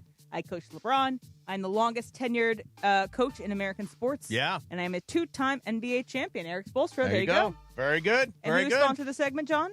Oh, the sponsor of this segment is Blue Ice Vodka. It is crafted in the heart of Idaho from Idaho potatoes. Distilled for clarity, filtered for perfection. You got to ask for it by name. Tom Gibson, the guy that runs Blue Ice, is a P1, as we say in the business. P1, we love it. Listens to us all the time. Tom says the reaction's been great, but you got to ask for it. And if they don't have it, you got to tell them to get it. Blue Ice Vodka isn't just vodka. It's a statement. And we always appreciate Blue Ice supporting the Mason and Ireland show. Ask for it by name. Ask for it by name. All right. So sports graffiti time. Here we go. We got the catchy new number, 213-799-0139. Jot it down. 213-799-0139. We've got that whole Lakers mishigas about the Palace intrigue and the LeBron of it all. You can comment on any of that. Also, Dodgers have introduced Kyle Tucker as their brand new right fielder, and he apparently this signing has set owners in a rage. We'll talk about that coming up. People want a salary cap because of the Dodgers, and of course, the Rams, Seahawks, and the Broncos, Patriots on Sunday. All that stuff coming up in Sports Graffiti, 213-799-0139. Call us up now. In the meantime, it's Wednesday, and we're right there in the middle of the week, and you made it through Monday and survived Tuesday, and now it's that midweek moment where you're thinking, okay, I can almost see the weekend from here. Let me say this, because it matters. Accidents do not have a schedule. They do not care if it is a Tuesday, a Wednesday, at 2 in the morning, whenever it is. A rear end at a red light, a driver that stops or runs a stop sign, nasty slip and fall in a parking lot, something, it leaves you stressed out. But, John, there's really a simple way to handle this. Put this number in your phone right now. You can probably remember it, but don't, when you get in an accident, your brain's going to be scrambled. Exactly. So 800-345-6789. That's it. I mean, Michael Thompson wouldn't even have to write this on his hand. Right. 800-345-6789. That is the number for the law offices of Jacob, Bmani, and Mace. It's important that you make that your first call. Exactly. And do not forget, you do not pay Jacob unless he wins. No fees unless he wins. So if you're almost midweek and you're trying to push through the pain, or you had an accident, wondering what you're supposed to do, do not guess, do not wing it, get real help. 800-345-6789. That's 800-345-6789. Mason in Ireland, 710 ESPN. Afternoons with DeMarco and Travis. From breaking down the game to breaking down headwear choices nobody asked for. I got a tip or no tip. Okay. Tip or no tip, LeBron would prefer to play in a do-rag. That's messed up. That is messed up. I thought you were serious. Come on, the dude can still ball, but there's some things we can't get away from. You see him work out with the do-rag on, you know he wants to play in that do-rag. You know. I bet he plays better in the do-rag. Come on. I mean, by the way, do you still rock do-rags? Right? Every now and then. Do you do a do-rag? I do, yeah. When I have my braids. Okay. To keep it down, yes. Not every day, but because I get the dent. Yes. Yeah, for sure. Tight, especially if you sleep in it. I don't wear one in case you guys are going to ask me. I was waiting for that. Sports, culture, and conversations that only happen here. Afternoons with DeMarco and Travis starting at 3 p.m. on 710 ESPN. The all-new ESPN LA app. And live on YouTube. I know that hiring can be challenging. You sort through tons of resumes and you get too many so-so applicants. You're just waiting for someone to match your role perfectly. Well, now, there's a place where you can meet them fast. ZipRecruiter. Need to hire right away. Start your search for strong candidates. The right fit awaits. Build your team. Build it sooner. Meet your match on ZipRecruiter. Just head to ZipRecruiter.com/LA right now to try it for free. And you're on your way to meeting your match. 4 out of 5 employers who post on ZipRecruiter get a quality candidate within the first day. So try it now. Go to ZipRecruiter.com/LA. Once again, that's ZipRecruiter.com/LA. Meet your match on ZipRecruiter. Try it free. Prizes, flyaways, even cash money. You want it? We've got it. Find a list of all contests and official rules by visiting ESPNLAcontests.com. That's ESPNLAcontests.com. For a century, the Genesis Invitational has stood as one of golf's greatest stages, where the game's legends make their mark and history is written. It's official. The round that will long be remembered. Oh, yes! Ludwig Oberg. February 19th through 22nd, celebrate 100 years of championship golf. Experience the drama, the tradition, and the moments that define the Genesis Invitational. Get your tickets now at genesisinvitational.com. Hi, this is Sean McVay of your LA Rams. The Rams play here. KSPN, Los Angeles. 710 ESPN. A good karma brands radio station. Mason, Ireland, on 710 ESPN. Shohei Ohtani and I have something in common. No, you don't. Yes, we do. I don't believe we do. Does he call in sick a lot? No. Okay. Right now, more of Mason and Ireland on 710. All right, so Sports Graffiti. We are your calls. We got a couple lines open. 213-799-0139. 213-799-0139. In an effort to get $75,000 mythical dollars. I am eating a full How's that lime, going? rind and all. I'm about to take a second bite. It is it's a perfect combination of incredibly sour and incredibly bitter. The rind is really, really rough. All right, go for it. Here we go. Bigger bite, the better. All right, he did it. Oh! You got but you're halfway done at 103. Okay. Cameron in Lake Forest. You're on Sports Graffiti, Cameron. Go for it. Good afternoon. So, I know it's only a small sample size of Drew Timmy. I think he reminds me of Lidavis Sabonis. Can they convert him into a two-way contract? I mean, a standard contract? Yeah, and I think they should, Cameron.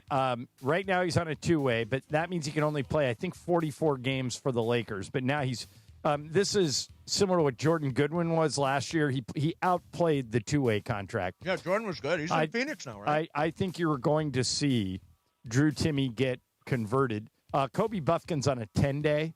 So, I think he drifted out. Well, and so if they don't renew his 10-day, that opens up a roster spot, and you can convert Timmy. Right. So that's what I would do. By the way, all you people that say I can never get through on Sports Graffiti, 2 lines open right now. 213-799-0139. 213-799-0139. I am still chewing lime rind. It is so awful. Yeah, but you're halfway done with the line. I am. I'm almost done. Yeah. Sean in Lomita. Hey, Sean, you're on Sports Graffiti. Go for it. Hey, what's going on, Mace? What's up, man? Up over there while you're eating that. It's rough, man. Okay, I got a little help. This might help you a story about your lucky sweatshirt. Okay. In 2024, I had 2 Dodger hats, a blue one and a black one. I always wore the blue one. Things are going well. Yep. The series is tied 1-1, and against the Padres, and guess what? I wear the black hat. Switched. My gosh. Never to wear the black hat again. We all know what happened. Yep. Dodgers were down 1-2. We ended up coming back. I wore the blue hat the rest of the way through, all the way to the championship. Now, after the series was over, we won the 2024 World Series. I retired the cap till next year. I washed it afterward. I did not wash it during that. I did wash it. I bought a new cap for the regular season and didn't wear it till this year. I wore it all the way through. I have it off my head, and all of a sudden there was a triple hit by the Blue Jays scoring 2 runs. Then I came home from work on Friday at Game 6. I decided to change out of my Ray Spooter Dodgers shirt while my hat was off. 3 pitches later, 2 solo home runs by the Blue Jays. See? The hat was off my head. I got to keep it on. So on Game 7, I made sure I took off my sweatshirt without removing the hat. Yes. So we wore it all the way through, and I'm now retiring it till next year's playoffs. Yes. Okay, awesome, there Sean. you go. So there is something to. By the way, I'm wearing the same sweatshirt I wore Friday for the game on Sunday. Monday and Tuesday, I'm still in the same come around in your lucky sweatshirt as long as you're only wearing it for 3 hours Only a wearing day. it Then for you don't 3 have to hours. wash it every time. I'm trying to teach my son about stuff like that. Oh, you're a big washer guy. Yeah, and so he wears jeans one time and then washes them. I go, no. Jeans are 5-6 times before you wash. Come on, man. My jeans can walk in here themselves and haven't been washed. Terry in L.A., you're on Sports Graffiti. Terry, what do you got? Hey, I don't have a question. I have 2 statements. Okay. Adding Emily is awesome. She is so knowledgeable about sports and personable. It's a good move that you guys got her. She is great. And the other thing we love Emily. I know you guys have vacations planned, and then, John, you're with the Lakers and stuff. Right. This show is so different when you're not here. Yeah, we talk It's a lot so about, much better. Terry, we talk a lot about that. It's, as you know, Mace takes more vacation than anyone here, and I'm gone more than almost, maybe Sedano gives me a run for my money. But it is weird that when one of us isn't here, it's like a completely different show. It's just different. Juan always says it's not Mason and Ireland without Mason and Ireland. So we try as much as possible to be here on the same days. James in L.A. Hey, James, you're on Sports Graffiti. Go. Hey, guys. Now that IU won national championship, what are the chances that Mendoza's incredible dive is becoming a statue in front of IU Memorial Stadium?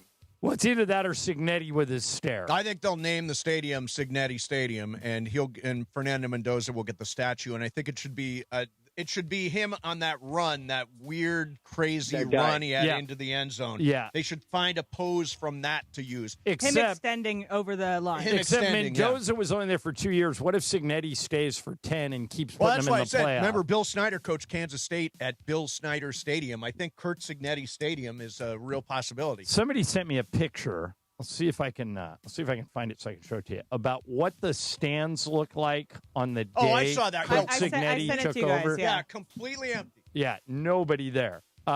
Here's Brian in Denver. Hey, Brian, you're on Sports Graffiti. What do you got? Hey guys, so I was at the game last night, and man, right before halftime, man, I was looking towards the exit, but I'm glad I stayed. You know, they pulled. I think they were tied at the end of the third or close to it. My statement. Yeah. So I was wondering, what as a Raiders fan, who do you think would be a great option for Fernando Mendoza? Someone that can kind of develop him. I've kind of looked at all the available coaches, and I don't really seem to find someone that would fit perfectly for All right, so here's what I'm thinking. I think you go get a tough guy to be the coach because, you know, you've tried this feel-good stuff for a few years now, and it ain't working. So the guy I would hire is Brian Flores, the defensive coordinator in Minnesota. Yep.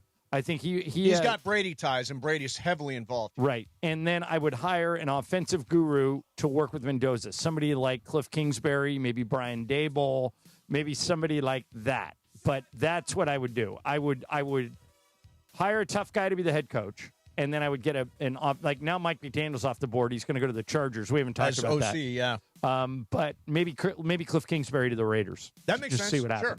happens. Here is Sean in Laguna. Hey, Sean, you're on Sports Graffiti. Go. Yes, if the Kings were to sell and you could get Keon Ellis, would you take on Sabonis' contract, and would he be a good fit on the Lakers? Oh, yeah, What for are your sure. thoughts? Oh, Now, the problem would be making the money work.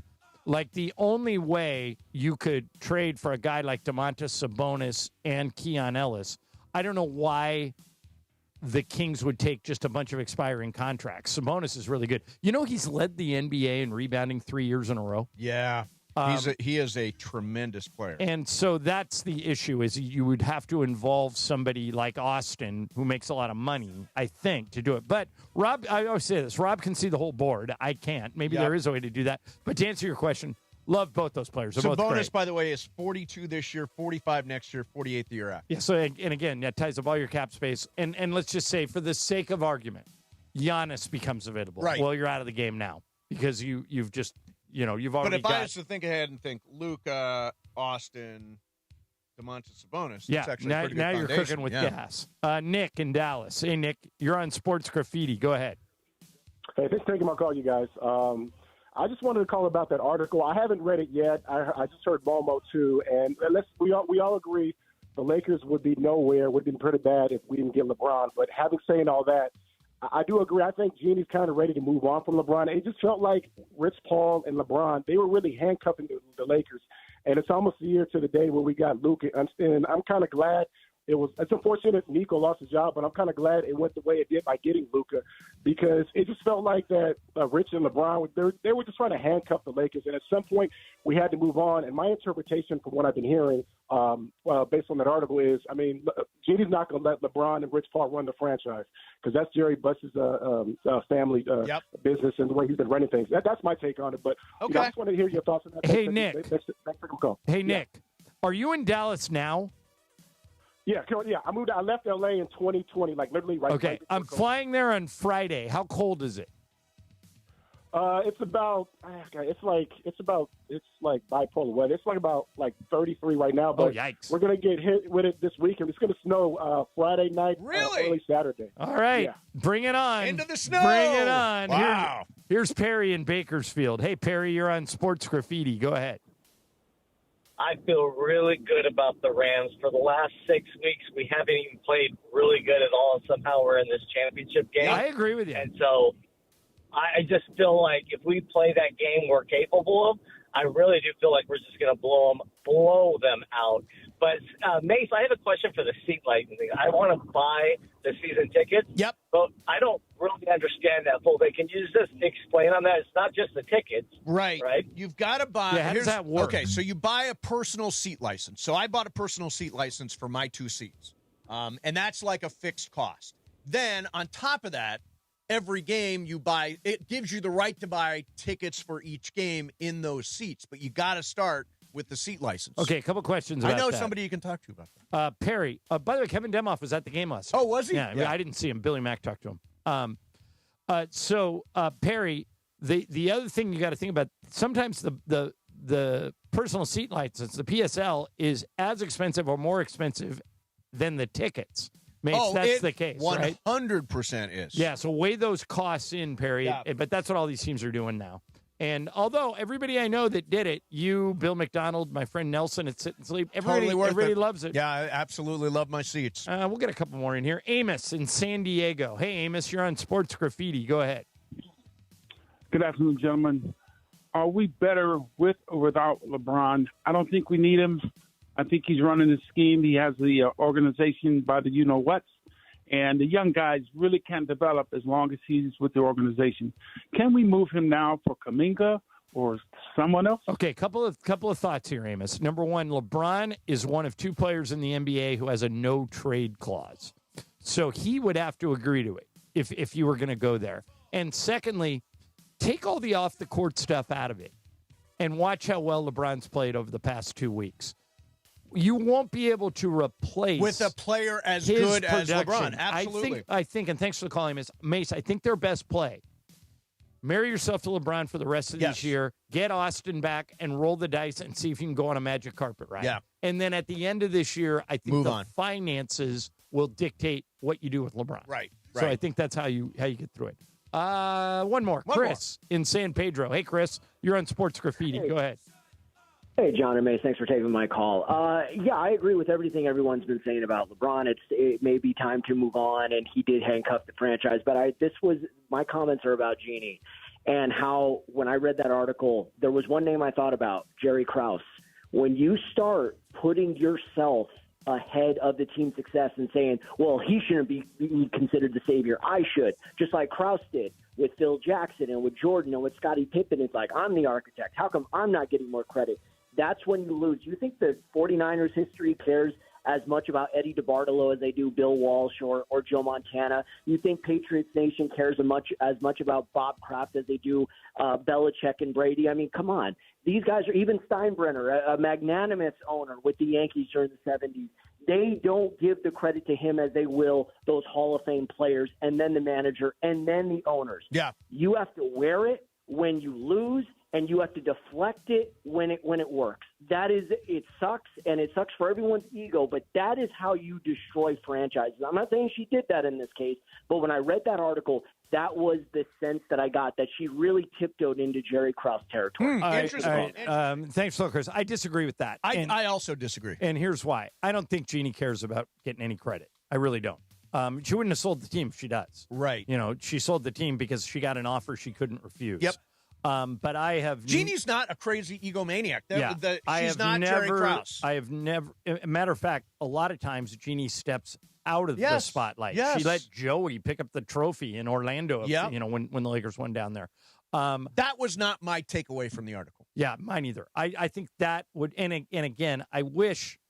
And I know Baxter reached out to various people. I wish somebody would have presented the Lakers side in that thing, and I think the article would have been more balanced. I'm not blaming Baxter. He asked. The Lakers have to agree to it.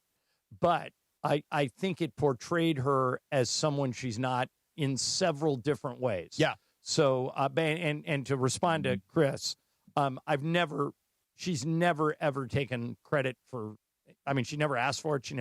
She deflects to the players all the time. Yes, she does. All right, coming up next for you, Bmani Jones had a wild take about Matthew Stafford. We will do that coming up next. Mason in Ireland, 710 ESPN. I drive every day in my Hyundai Elantra. Absolutely love this car. It is just so much fun to drive. And I get great gas mileage because it's a hybrid. This is the first time I've ever driven a hybrid. It's incredible. And you got to check out the whole lineup of Hyundai cars, SUVs, and EVs now. And if you're going to go SUV, you want to check out the 2026 Hyundai Palisade. I've seen this. It was at our golf tournament. It is spectacular. Premium, refined design inside and out. More luxury, more space, tons of features. They've got a dual panoramic sunroof, digital key, fingerprint authentication, and, of course, America's best 10-year, 100,000-mile powertrain limited warranty. Test drive the Palisade, the Ioniq 5, the Ioniq 6, the Santa Fe, the Sonata, the Elantra. So many great cars. Test drive one today at your SoCal Hyundai dealers. Mason and Ireland, 710 ESPN. The best way to start your morning is with Sedano and Cap. Until Cap turns it into this. I love Cher. How old is Cher now? Got to be like 80. Yeah. In a weird way, she's still very hot. Oh, really? Yeah. All right. Don't you think? Oh, my God. 79 years old. She has a boyfriend that's like 28. Right. That's what I'm kind of saying, you know? You're like saying Georgia, right? Sedano literally spitting water out. As Cappy said, Cher's still hot. She's hot like Martha Stewart is hot, right? It's a weird way. Listen, we all are disgusted by, like, Bill Belichick and his 24-year-old girlfriend and what's going on there. Nobody's disgusted by, like, Cher being 79 and her boyfriend being in his under 30. Man, you've been holding all these takes in for weeks. I needed you guys. You never know what's coming next on Sedano and Cap, where the hot takes stay hot, no matter the age. Weekday mornings starting at 7 on ESPN LA. We've all said it for years. The Monday after Super Sunday should be a holiday. And this year, Yamava Resort and Casino is making it happen. This Sunday, January 25th, join Cappy, Morales, Bergman, and producer Lindsay at the 909 Sports Bar to watch the AFC and NFC Championship games. Show up and enter to win a VIP Super Sunday experience. A free room, incidentals covered, plus our Super Sunday watch party and the Monday after, live from Yamava. Be there January 25th at Yamava Resort and Casino to watch and win. Hey, it's Cap. Inheriting a home can be overwhelming, but Seller's Advantage makes it easy. One customer shared, quote, inheriting a home felt like too much work. Seller's Advantage gave us a reasonable offer, handled everything, and closed in 3 weeks. I highly recommend them. Skip repairs and headaches. Call Seller's Advantage today at 888-390-AS-IS or visit sellersadvantage.com for your free cash offer. DRE number 01961658. Don't worry, sell happy with Seller's Advantage. With Progressive Customer Service, there are lots of ways to connect with us, so you never have to miss a second of your favorite sport. Because you'd much rather watch a ball go through a net 124 times in 48 minutes when you don't really have to pay attention until the last two, and then somehow those 2 minutes will take an hour. You don't want to miss all of that. Luckily, you can chat with Progressive on our app, online, or over the phone without missing a single one of those times the ball goes through the metal circle. Progressive Casualty Insurance Company, affiliates, and other insurers. Not available in all states or situations. Whether you're building a single roof or a successful roofing business, roofing contractors like you need the right tools for the job, and software is no exception. Service Titan is on a mission to be the most powerful software platform for the trades, with purpose-built technology proven to maximize revenue, streamline operations, and deliver 5-star customer experiences. We are taking roofing companies like yours to the next level and beyond. Service Titan. We are built for this. See what we can do for roofers at servicetitan.com. Steve Mason and John Ireland. No, I am Captain Spicy. You are not Captain Spicy. I am Captain Spicy. The OGs of LA Sports Radio. Absolutely full of crap. Okay, good. Okay. I like this. Mason and Ireland rolls on. It's game day for the USC Trojans. They're taking on Northwestern tonight. Pregame at 7:30, tip-off at 8. Hear all the action on ESPN LA, 710 a.m. or in crystal clear digital audio on the ESPN LA app, the home of the USC Trojans. Fight on. All right, so this is we're going to play this dumb take. We're going to play this dumb take. Everybody's got to be a smart aleck, right? As my grandmother would say. Everybody's got to be a smart aleck. This take is unbelievably, well, I'll let you react to it. This is Bmani Jones. I'm going to just say this right now. The Rams don't win the Super Bowl. Shut this Hall of Fame thing up. He the new Josh Allen. Josh Allen had the, right? He was dealing with that. Now it's the least scrutinized number 1 overall pick in the history of number 1 overall pick quarterbacks. You have the best 2 receivers, 1-2 in the league, where one guy led the league in catches and yards, and the other one led the league in touchdowns. Somebody was throwing them the ball. That is the most ridiculous. That's Bmani Jones? Yes, that's Bmani Jones. Boy, he needs to do his homework. Yeah, that is just insane. Matthew Stafford is top 10 in every statistical quarterback category. You want to talk about number one overall pick quarterbacks who are busts? I'm a Raider fan. We took Jamarcus Russell, least scrutinized number one. To anybody who looks at, even if you've been living on Mars, if you look at Matthew Stafford's career in totality, I've said this a million times, Mason, any sport. The way you get into the Hall of Fame is career dominance or championship excellence. Yep. He has both now. And you can't hold against him. The reason Matt Ryan's not in yet is that he never won a Super Bowl. Correct. The reason Drew Brees is going in because he did win. Is he did win one. Compare Matthew Stafford's stats career-wise to Drew Brees. They're the same. Right. And they both won one Super Bowl. Not Matthew Stafford's in. This argument is over. It's no question. It ended when he won the Super Bowl. Yep. And by the way, if he wins it again, he goes first ballot. 55 come from ahead drives. Come from behind. Come from behind drives. Yeah, come from ahead would be bad. Oh, come from ahead would be bad. Come from behind drives in his career, including the last two playoff games. It's a ridiculous take because I've said this all year. I said it on the Rams pregame show. I've said it on this show before. People are using the argument that Matthew Stafford has Puka Nacua and Devontae Adams against him. That it's anybody could do well if those are your two wide receivers. Puka Nacua was a 5th-round draft pick. Yep. I'm not gonna he's a 5th-round draft pick. If he went to the Cardinals or the Jets, we would never hear. He would from be him. languishing right now. Devontae Adams was on the freaking Jets and did nothing. Yep. What's Aaron Rodgers as his quarterback? Teeing them up for great seasons. I mean, honestly, I look at this and I think he's not watching these He's a kingmaker. games. Matthew Stafford is a kingmaker. Yes, right. he is. And so here's a list of quarterbacks who have thrown for more yards in NFL history than Matthew Stafford. Not too Are many. you ready? Yep. Tom Brady. Yep. Drew Brees. Mm-hmm. Peyton Manning. Mm-hmm. Brett Favre. Aaron Rodgers, who Stafford will pass next year if he plays. That's it. That's it. That's the list. Yeah. He's 6th all time. By the way, All ahead- Super Bowl champions. ahead of Dan Marino, John Elway, Fran Tarkington, all in the Hall of Fame. Matthew Stafford is in. This is a debate that is over. Yeah. I don't know what he's talking about. And he got Now- better as he aged too, Matthew Stafford. There's a lot of quarterbacks that like say Ben Roethlisberger.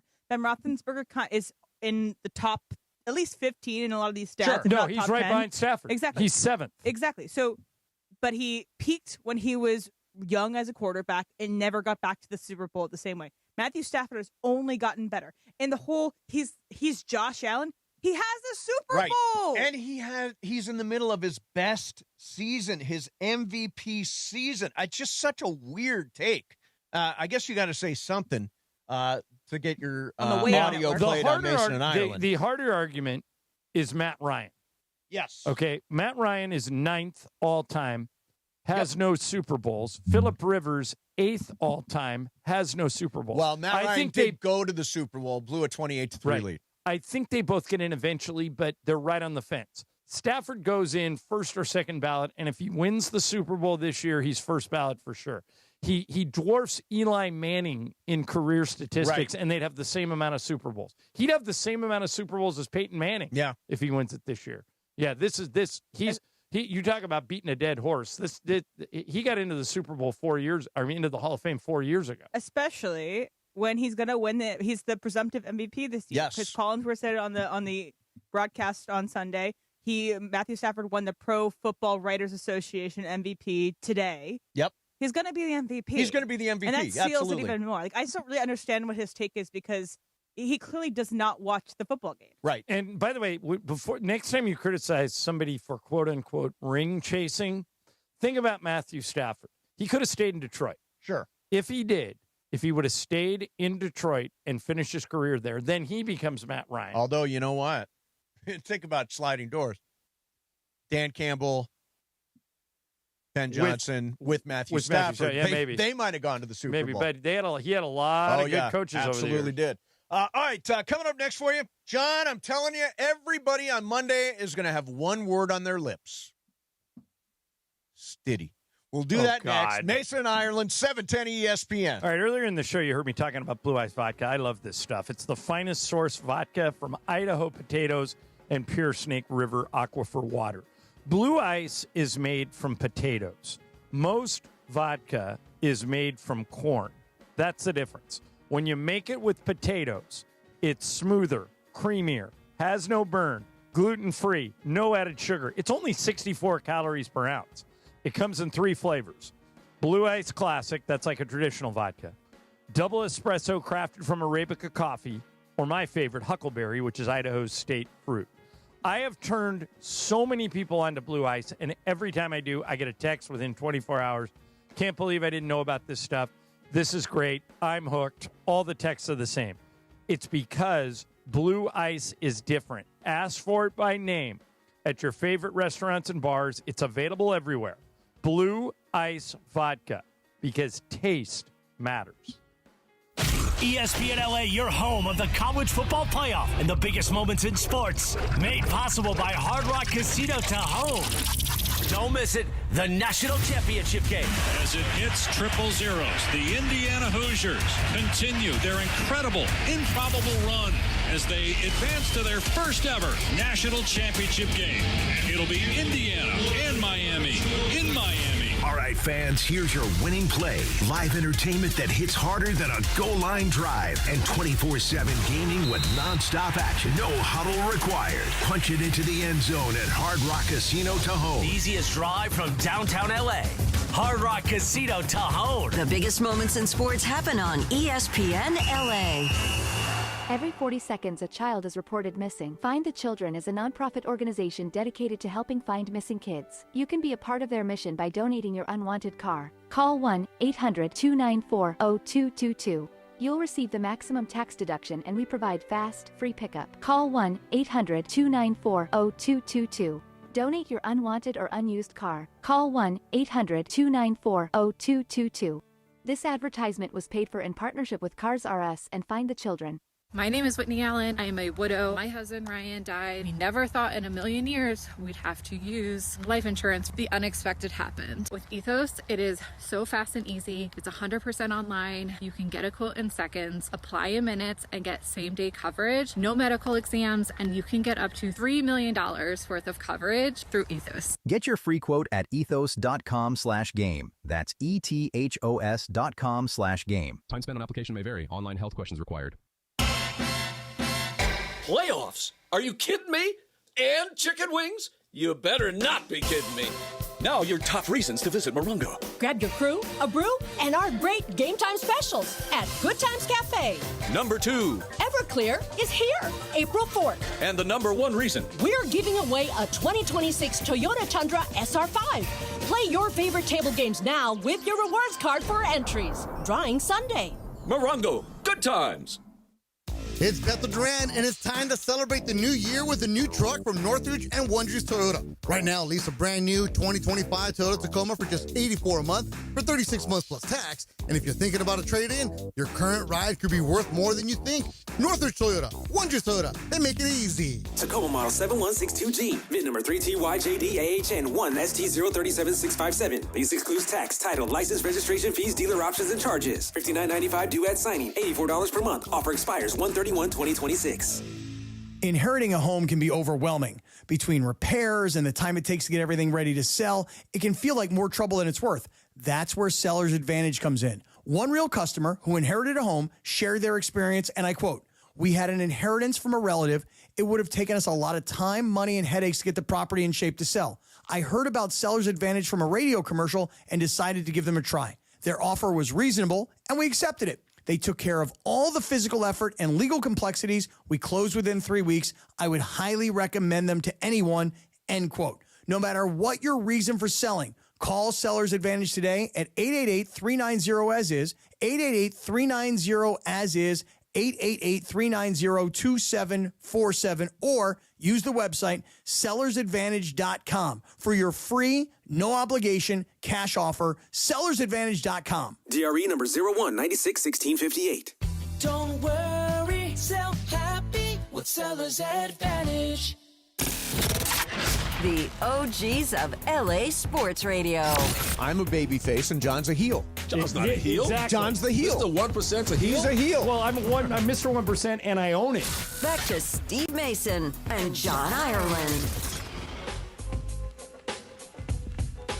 Left, right makes sense to me. We'll talk about that, yeah. Hey, what's going on, people? You know what I noticed, John? I have done something the last 2 days that I haven't done in years. Any idea what it is? Well, it's not weed. Nope, too early. No. I have gone to the gym and worked out in the morning before the show. Now, you were doing this a lot. I was working out after the show. Okay. But now I've moved it to I do before the everything show. before. And I actually feel like it kind of charges me up a little bit. Well, that's what most people do is work out. That's why gyms are most crowded early in the morning. But for me, the problem is early in the morning because I'm not an early morning guy. But I've been getting up at 7 and I've been doing better. I swim at 6 a.m. Oh, God bless you. It's beautiful out there. So, the other day at the hotel in Denver, there was a guy in the pool, and it was 34 degrees outside. Mm-hmm. I offered Michael $100 if he'd do one lap in the pool, and he said no. What? Would you have done it? 34 degrees Emily's a outside swimmer. in Denver. Easy. No worries. Easy. No worries. Okay. Easy. Okay. It's just brisk. That weather's just brisk. It's not like Chicago 0-degree weather. Now, I know you want to talk about Jared Stidham. Stiddy. I have a story to tell you. Okay. Last night in Denver, my engineer is a guy named Jesse Trujillo. He has been my engineer in Denver for 20 years. Great guy. Cool. He is also the engineer for all the Bronco games. Oh, nice. So he's with them. He's seen every game for however many years. He told me last night, he goes, the thing people don't know is they paid Stidham $12 million to be the backup, and it's because he's not really a backup. He has a better arm than Bo Nix. Yep. The team likes him as much as Bo Nix. He said the reason they went with Bo is because he was young and they wanted him to grow in the job. But Jesse, who isn't normally overly effusive with praise, said Stidham might be the best backup quarterback in the league. So here is Peter Schrager on Stiddy. First day of free agency when Sean Payton took the job in 2023, the very first signing they made and paid a lot of money for was Jared Stidham, despite the fact they already had Russell Wilson. Stidham was going to be the backup. He has not gotten on the field much at all, and yet has been with the Broncos for 3 years at the hip of Sean Payton, Joe Lombardi, and Davis Webb. He knows this offense inside and out, and the irony of this is the last quarterback guru that had his hands on him and loved him so much that he brought him from New England to Las Vegas was Josh McDaniels, who's the opposing coach this weekend. Stidham is very well regarded in that building. I'm not going to come out here and tell you he's Bo Nix, because he's probably not. Otherwise, he would have been starting over Bo Nix, and they probably wouldn't have drafted Bo Nix. But as far as backup quarterbacks go, you won't find a team who's got a quarterback that's sitting behind the number one that they trust more than the Denver Broncos do. Stiddy. Yeah, Stiddy. I think they got a shot. I think I think they absolutely have a shot. Although, you know what, I want see if I were you, and I grew up a Rams fan and then switched to the Raiders when I got to college, and then now I'm kind of a nomad. But if I were you and I was a diehard Rams fan, I would want the Patriots to get revenge on what they did to you 5 years ago. I would want the Broncos because I think would be like a 9-point favorite over the Broncos if they're playing with Stiddy. I think the Rams beat either team. I think if they beat the Super Seahawks, Bowl they're is winning the Sunday Super in Bowl. Seattle. I completely agree with that. But for me, because Juan's whole family, they're Broncos season ticket holders because they're from Wyoming and they drive in for every game. So if it winds up being Stiddy versus Stafford, and I think it will be, that means the whole family gets together in San Francisco before the game. Then we go to the game on Sunday in Santa Clara. It's the dream scenario because it's the team Juan grew up rooting for and the team he roots for now. So if that happened, if it turned out to be Rams Broncos, would all four of you go? You, Juan, and his folks? Yep. Yeah. And probably his brother, his nephew, a bunch of people are going to find a way in. Who would Juan root for? Rams. He's already said Rams. So it'd be two for the Rams, you and Juan. His folks would be rooting for the Broncos, and the other brothers or other family members would break the tie. Break the tie, Would it make your personal seat license more expensive if the Rams won the Super Bowl? I don't know. Once you No, buy it's the a flat license, rate? the license is a license. But it's expensive to begin with. It's expensive enough. Yeah, no, All right. it's a crazy So purchase. you guys might remember this, but start of this season, I emceed an event at the Lakers facility with O's Perlman. Insane. He is a mentalist. That's how you say it, O's? O's. Okay. O-Z. And O's can predict the future. And he can also tell you exactly what you're thinking while you're thinking it. Now, he has gone into every locker room you can think of around the NFL, around the NBA, around Major League Baseball. Well, think about it. He came on our show and asked some questions, and I swear to God, gave out my ATM PIN number. Right, and had no way of knowing. No way of knowing. I mean, Yeah. honestly, I don't even think Juan knows, and O's Did Perlman you change knows. it? I changed it immediately. Exactly. Okay, so O's this year, this offseason, went to the Rams facility. Yep. And basically he comes up. And so let me set this up for you. He is talking to Matthew Stafford, who's in front of the room. And he asked Matthew Stafford to throw the ball to anybody. And he chose, not surprisingly, Devontae Adams. Yep. And then O's will pick it up from there. But pay close attention to not only the score that Devontae picks, which will blow you away when you see how he comes up with the numbers, but the opponent that Devontae thinks the Rams would play in the Super Bowl. This was done before the season in training camp. Here's O's Perlman. Imagine that we go all the way, playoffs, we win. We're in the Super Bowl. See that happening in your mind? Write down the score on the palm of your other hand, big. Devontae writes down the score. Hold it close to your heart when you're done. Hold it close No to one your else heart. can see Take it. this ball. Okay. Now One he's more talking time, to Stafford. side to side. That spin. Might as well be saying it to me in my ear. Yeah. And O's writes down a score Go, what's on a your play? card that no one can see yet. Kyron. Throw the ball to catches it. Kyron. Now what? Throws it He's to throwing Kyron. it back to me. Right? Throws it And back to then Stafford. I'm throwing it to Kobe Durant. Now he throws it to Kobe Durant. Kyron and Kobe Durant. Okay? Kyron. And then O's Kobe holds up a sign Durant. that says Kyron and Kobe Durant. He predicted who he would throw the balls to. But it doesn't stop there. Listen. It's the Broncos, isn't it? It's the Broncos in your mind. Am I right? I knew it was. 23-14. Is that the score? Show me your hand. Devontae had written 23-14 on his hand. But wait. Now, Matthew, get Matthew, this. stop. You could have thrown to anybody in this room. Yes. Kyron, what's your jersey number? 23. Kobe, what's your jersey number? 14. How? And How Kobe's the a hell? And How? Kobe's a defensive player too, so it's not like an automatic offensive. And by the way, O's told him to throw it to one guy. Yeah. He goes, throw the ball to anybody you want. He goes, he throws. He goes, where are you throwing it? He goes, Kyron. Yep. And he goes, okay, Kyron, throw it back. And Throw Matthew it to goes, somebody else. and now now he says no. He threw it to somebody else on his own. Yeah. And threw it to Kobe Durant. 23-14. And the thing that grabbed me was over the Broncos. Yeah. We're down to the Final Four, and the Rams and Broncos are two of the Final Four. How does Perlman do it? I have no idea. I mean, I've wanted to have him back. He'd be great to get on. But I swear to God, came up with my ATM PIN number. The guy is that dude is he's a witch. freak. One thing is there a bunch of videos that won't surface of every other team going to the Super Bowl? Well, No. Emily, when I hosted that thing he did for the Lakers, it was there was no way he could know the stuff that he knew. Like Anthony Davis' first girl he had a crush on in elementary school, and he was writing her name down. And Anthony Davis hadn't told anybody. But you guys didn't do the "Will you win the NBA championship"? Because I can't remember.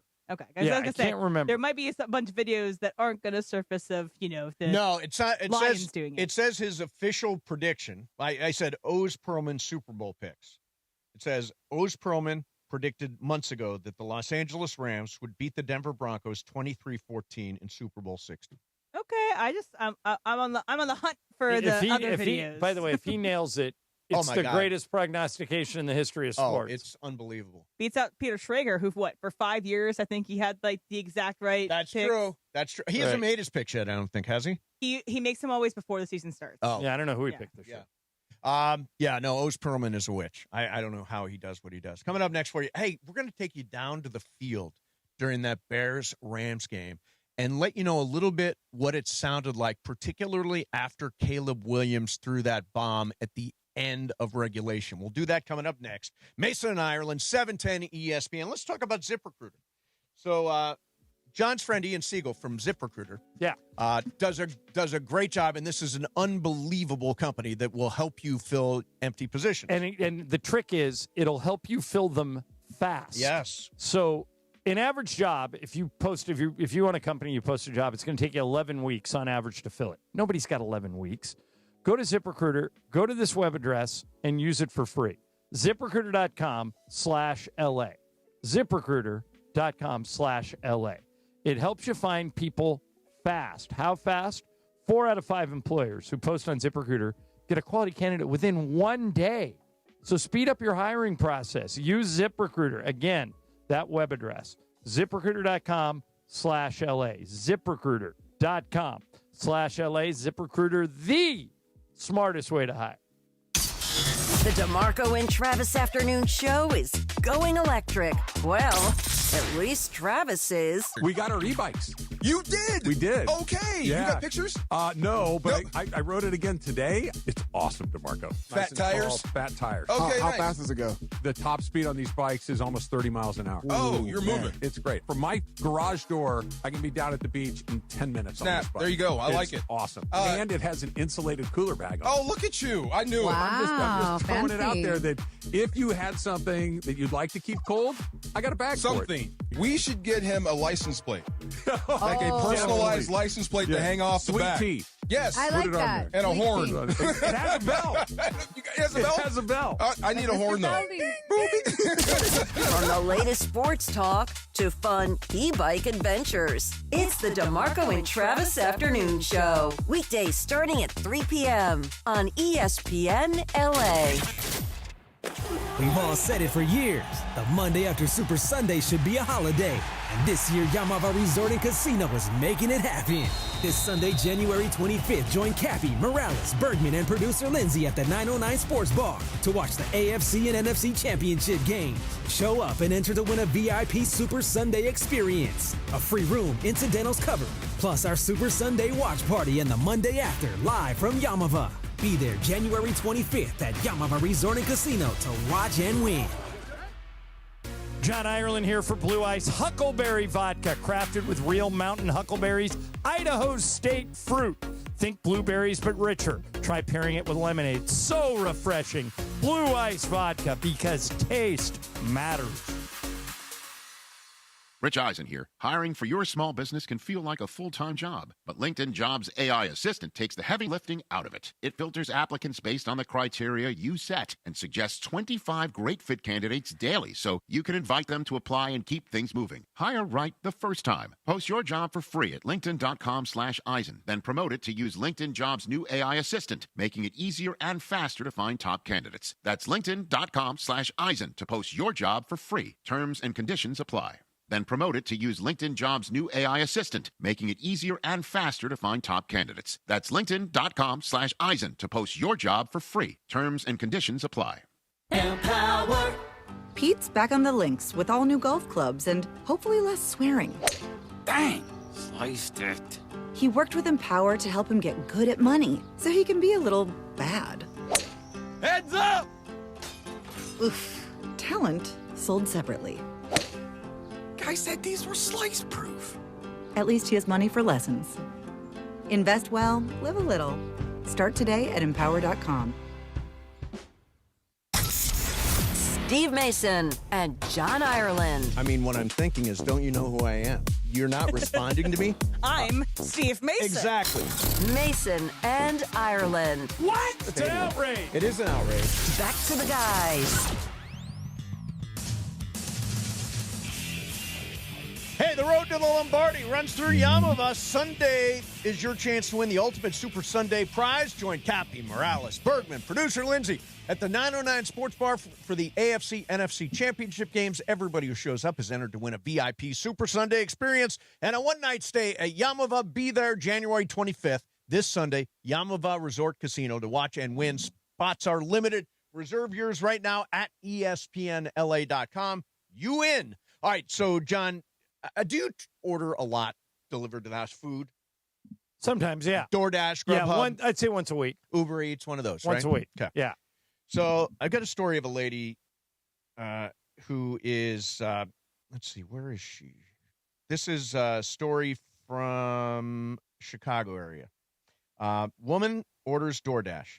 And by the way, do you know that nearly a third of food delivery drivers admit to having eaten customers' food. That's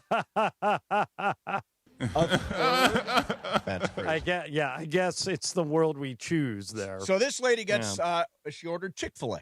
And so the driver comes up. She ordered DoorDash, and he put a Chick-fil-A bag, a Chick-fil-A drink, and then a clear McDonald's cup with a golden liquid.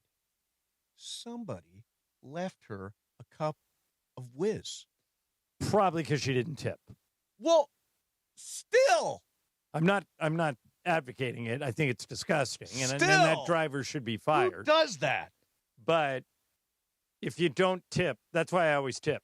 Do you always tip when you order? Always. To keep from them from A, eating my food, B, leaving me a cup of whiz. Yeah, you don't want a cup of whiz. I have no issues with, I've been using Uber Eats lately. I've been getting my chicken parm from C&O Trattoria every night. Chicken parm, delicious. I've now eaten it 6 of the last 7 nights, John. Can I tell you guys something? The greatest invention for me on the road has been DoorDash because they don't just deliver food. Right. I'll give you an example. The other day I'm in Denver. I get to the hotel. I test the Comrex, and my headphones aren't working. But I only brought 1 pair of headphones. I go on DoorDash. I order from Target. He brings me another pair of headphones. It's in my room in an hour. I left a computer charger on a plane about a month ago. And so I had no computer charger. I called DoorDash, or I went on DoorDash, ordered the computer charger. It was in my room in 90 minutes. You don't even have to leave anymore. You can get anything. It's crazy. And it's affordable. It's good. All right, so I wanted, that's a game changer. Yeah, DoorDash, be careful. Don't let them eat your stuff. And tip your drivers. Tip your driver. You know who gets the best tip at my house? Ease driver. I had an Ease driver last night. It's amazing that you can order anything to be delivered. The only worry about that is if the Ease driver uses some of the product, you may never get it. That is problematic, yes. I live literally a 2-minute walk from an Ease, so I don't even need an Ease driver. You don't need an Ease driver. See, I got an Ease driver. Brian, how do you get yours? Oh, I got a couple different choices. Every now and then I'll use Ease when they use the here's $20 or 30% off. Sold. Yeah. You know what? We've not heard from Brother Chris from the Green Cross. Oh yeah, I saw him recently. Did you? He came to a game about a week ago. Oh, okay, good. Yeah, good. He's doing good. Hope he's doing well. All right, so ladies and gentlemen, last week a dramatic game in Chicago. Everybody remembers the end of game Hail Mary from Caleb Williams that landed in the hands of Cole Kmet that tied the game. Or tied the game. Because they kicked the extra point. So this is what. So the roof has fallen in. The Rams had this game. Kobe Durant. No, not Kobe Durant. Was it Kobe Durant and Quentin Lake? Yes. They didn't cover. They didn't cover Cole Kmet. Yep. They scored. They had Chicago had all the momentum, and then this is where you're going, right? And I was everywhere. Every Rams fan, I'm sure, was devastated. And I thought they were going to go for 2. Yeah, that would have been really scary. Yeah. Now, here is McVay. This is after the extra point with the game tied. What he says to his team, he's mic'd up on the field. We are winning this game. Whatever happens, who cares? Move on. Be present. Let's go. Let's go. Get it up in here. Family on 3. 1, 2, 3. Yeah. Love it. See? And afterwards, here's McVay and Stafford. You can hear a little bit of this. They embrace here. Hey, I love you. Hey, way to hang with me. I was gone for a while. Hey, you both. Hey, we won't be again. No doubt. Hey, yeah, great job. They're both basically acknowing, we didn't have our best games. Well, McVay, right after the game, said that the team saved him. Yeah. I don't know if we're getting McVay this week, but if we do, I'm going to ask him about that. He basically said after the game, he goes, I did not call a good game. And I got bailed out by my players. Yep. And that's why I think one of you guys brought it up earlier. Maybe it was somebody in Sports Graffiti. They haven't played their best game yet. Absolutely not. All year. They really haven't completely stepped on the gas. When was the last time they really stepped in? The Niners game. They beat them 45-17, something like that. Was London before that? London and Jacksonville? And that London and Jacksonville was before that, yes. Yeah, because that was a steamroll job. If that happens in Seattle, and by the way, they had Seattle beat up there. They were up 16 going to the fourth quarter. They'd never blown a lead that big. There was that stupid play, and I'll go to my grave disagreeing with all you. Go ahead and come at me. The 2-point conversion? Yeah, the whistle. It's a joke. The people, Ireland, why can't you read the rules? The whistle didn't matter. The whistle always matters. They say Don't tell me the whistle didn't matter. The whistle was blown. The players stopped. A Seahawks guy picked up the ball, and they gave him 2 points. Yep. Once they blew the whistle, that play should have been over. But John, it was an inadvertent whistle. I don't It's care. still vertent. Even if it's inadvertent, it's still vertent. It affects what's going on in the field. Discussion and social sent it out, and the comments were, these two morons, they're Mason and idiots. Ireland, don't understand. Screw them. Here's another 8 officials explaining that the whistle didn't matter. I don't care how many yo-yos you bring on that used to ref and are experts in whatever refereeing that say the whistle didn't matter. You are taught from age 5. Yep. When the whistle blows, stop. It's over. Yep. And that's what everybody did, and that should have been the end of the play. But now they got another chance to redeem it. Absolutely. So let's And go. now everyone, at the time too, everyone's like, "Oh my God, Zach Charbonnet, what a heads up play!" I don't think he just even walked knew. over and picked it up. Yeah, it's the ball. Exactly. It wasn't Pick it like he moved with intention. He just saw the ball and he picked it up. By the way, Zach Charbonnet won't be available that for is this hard. game. ACL. He's a UCLA guy. I think that's significant. I mean, Kenneth Walker's good, but Charbonnet, they were kind of like a 1-2 punch, and now they're just a 1. And the Rams always shut down run games. Like, I know the Bears got some running game, but like when they had to make the stops, they did. The defensive line for the Rams in the game maybe didn't get to Caleb as much as we wanted them to, but they were stopping the run whenever they needed to. So I think the run game is going to be stopped for the Seahawks. It's just if the secondary can lock down on the on JSN. By the way, the Caleb touchdown to Cole Kmet, have you guys thought about this? Do you see who was chasing him? Jared Verse. Jared Verse is fast. All right, so think about this. Jared Verse running full steam at Caleb. Caleb is running backwards, and throws off his back foot. Yep. A perfect strike to Cole Kmet. Look out. Caleb has arrived. I know he didn't win, I but heard that look somewhere out. 2 years ago. Yeah, I've only seen 3 quarterbacks that when I saw him in person, I thought, oh, my God, that's an NFL quarterback. The very first time was Aaron Rodgers. He played a game at USC, and he almost took I think that was an overtime game. Yeah. And he had and his receivers dropped a couple of passes, and I went, that guy can spin it. The second time was Andrew Luck. I thought Andrew Luck, maybe still to this day, is the best college quarterback I've ever seen. And the third time was Caleb. The year Caleb won the Heisman, I thought, man, Caleb that guy has no weakness. Yeah, I mean, best college football quarterback I ever saw was Caleb Williams. I want to say one thing about the Jared Verse and the pursuit of Caleb Williams there. So Jared Verse is incredibly fast. He's one of the fastest people on the Rams in general. Right. But I think that is sometimes a weakness of him is he overcommits. He is just full dead sprint, and all Caleb has to do is do a little maneuvering. And we see that time and time again with Jared Verse that he gets beat because the quarterback is mobile and just moves slightly out of the way. But in this case, Caleb was going straight back. Right. And he was running backwards. My point is that if I had a race, if you and I had a race, and I was running backwards and you were running forwards, I might get ahead of you for about 2 seconds, but then eventually you'll pass me. Right. I don't know how Verse didn't catch him, and it's because Caleb's just really good. Right, yes. Caleb is incredible, and I think Jared Verse has problems in his pursuit at times. And I think that's one of his Achilles heels right now that I think he'll get done as he gets older. By the way, Byron Young has a knee thing that he's working through and may be limited. He was limited on the number of snaps in the Chicago game. He's the only guy that is potentially not going to be at full strength. Emmanuel Forbes, I read today, they expect him to be ready, even though he only played 4 plays. He could have come back into that game, and I think they didn't need him. By the way, I sent this to you guys today in my email. BetMGM put up a graphic. Mm-hmm. And the graphic is, who is America rooting for in the NFC Championship? Oh, my God. And they have a picture of Sam Darnold and all green everywhere outside of California. Yeah. Okay? I disagree with what I know they're playing into a narrative. The Rams are not the Dodgers. All right? Do you think it's hate or it's just like rooting for an underdog? The Niners the Seahawks are favored. But I mean, generally speaking, the Rams were Sam just Darnold. in the Super Bowl 2021, rooting for Sam Darnold. Okay, so here's the difference between the Rams and the Dodgers. The Dodgers are the best team money can buy. They went out and they bought Shohei, they bought Mookie, they bought Freddie Freeman, they bought Kyle Tucker. The Rams aren't that. Half of the team was drafted.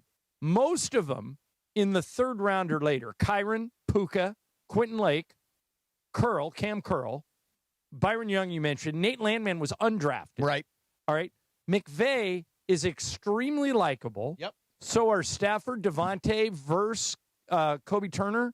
And more, I don't get where the Rams. I understand the Dodgers hate because they bought their team. I root for the Dodgers anyway. I think the Dodgers just did it better than everybody else. I don't think they should be criticized, but people hate them. I get why they hate the Dodgers. Why do they hate the Rams? I don't know. Now, that doesn't say hate. That just says rooting for, right? It doesn't indicate necessarily that everybody hates the Rams. I would think that this is 50-50. Because they've been there more often. They're all, Not that much. This would be Super Third Bowl trip number to the Super 3. Bowl. They're not the Chiefs. They're 8 not the playoff Patriots. appearances in 10 years, I think is what it is, or 7 of 9. I mean, maybe people are just tired of seeing there. I think whoever at MGM made that is a Seahawks fan. Yeah, maybe. I think so, too. I just don't. I don't buy it. But the Rams are a very likable team and easy to root for. Yep, I agree.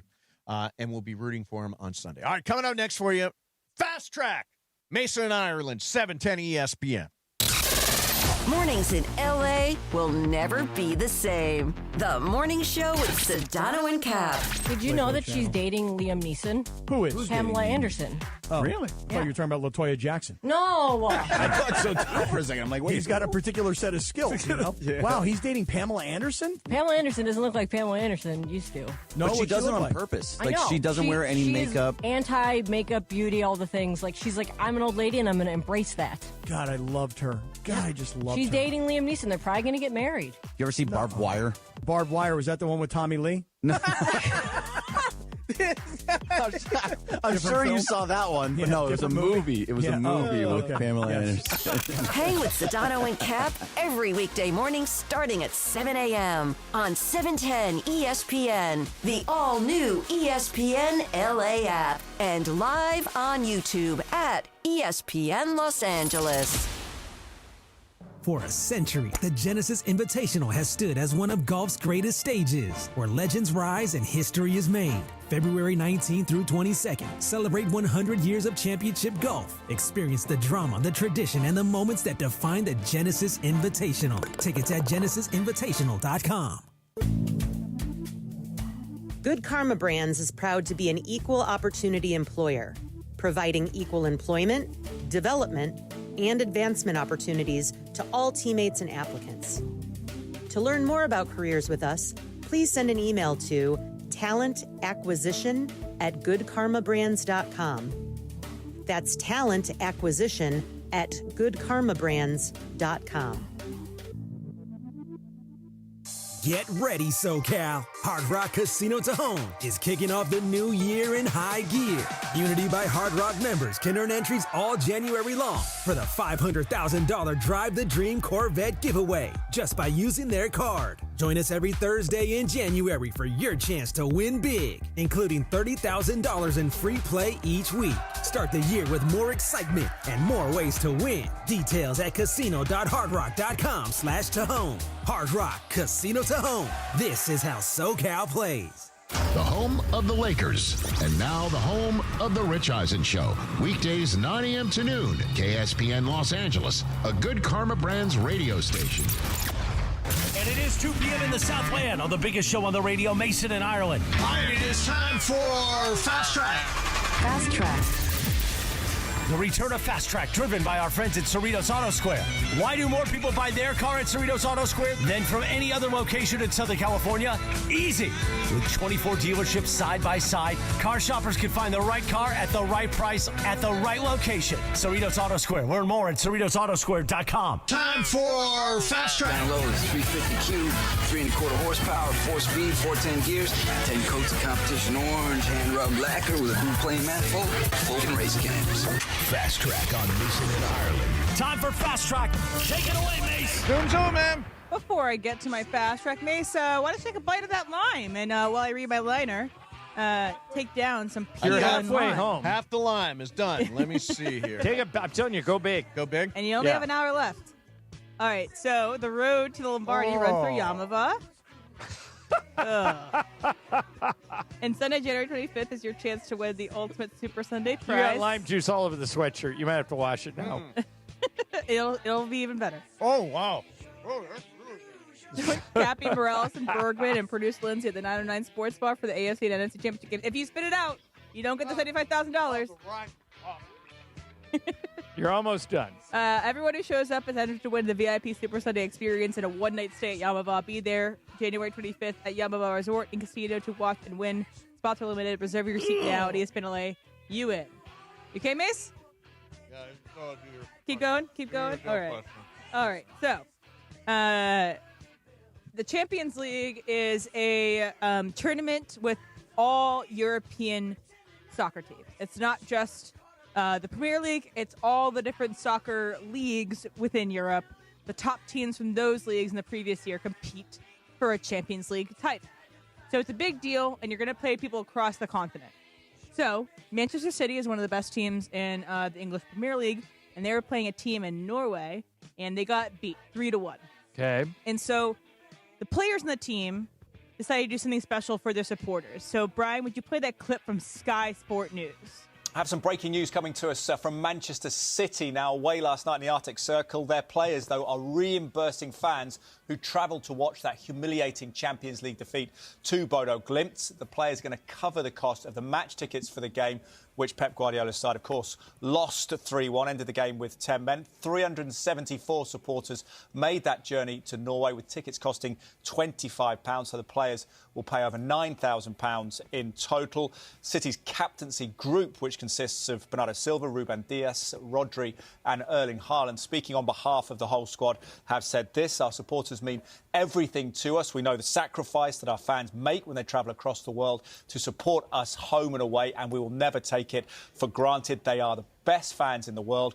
We also recognise that it was a lot of travelling for the fans who supported us in the freezing cold throughout a difficult evening for us on the pitch. Covering the cost of these tickets for the fans who travel to Bodo is the least we can do. So for Manchester City players, they're reimbursing supporters who travelled for that humiliating defeat at Bodo Glimt, which was the Norwegian side's first ever win in the Champions.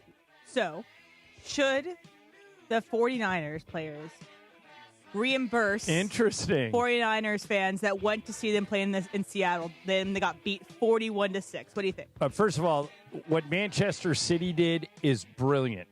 Really, really smart. Yeah, it is. It's only 349 fans they need to take care of. Because it's a fixed number and it's low, like you've been at SoFi when the Niners come to SoFi, and we're not talking about 349 people. We're probably talking about 35,000 people. Right. That's a lot. The Niner fans travel really well, so they can't do it. It's not cost effective. But, Mace, what somebody did here was they did a math problem, and they said, we played like crap.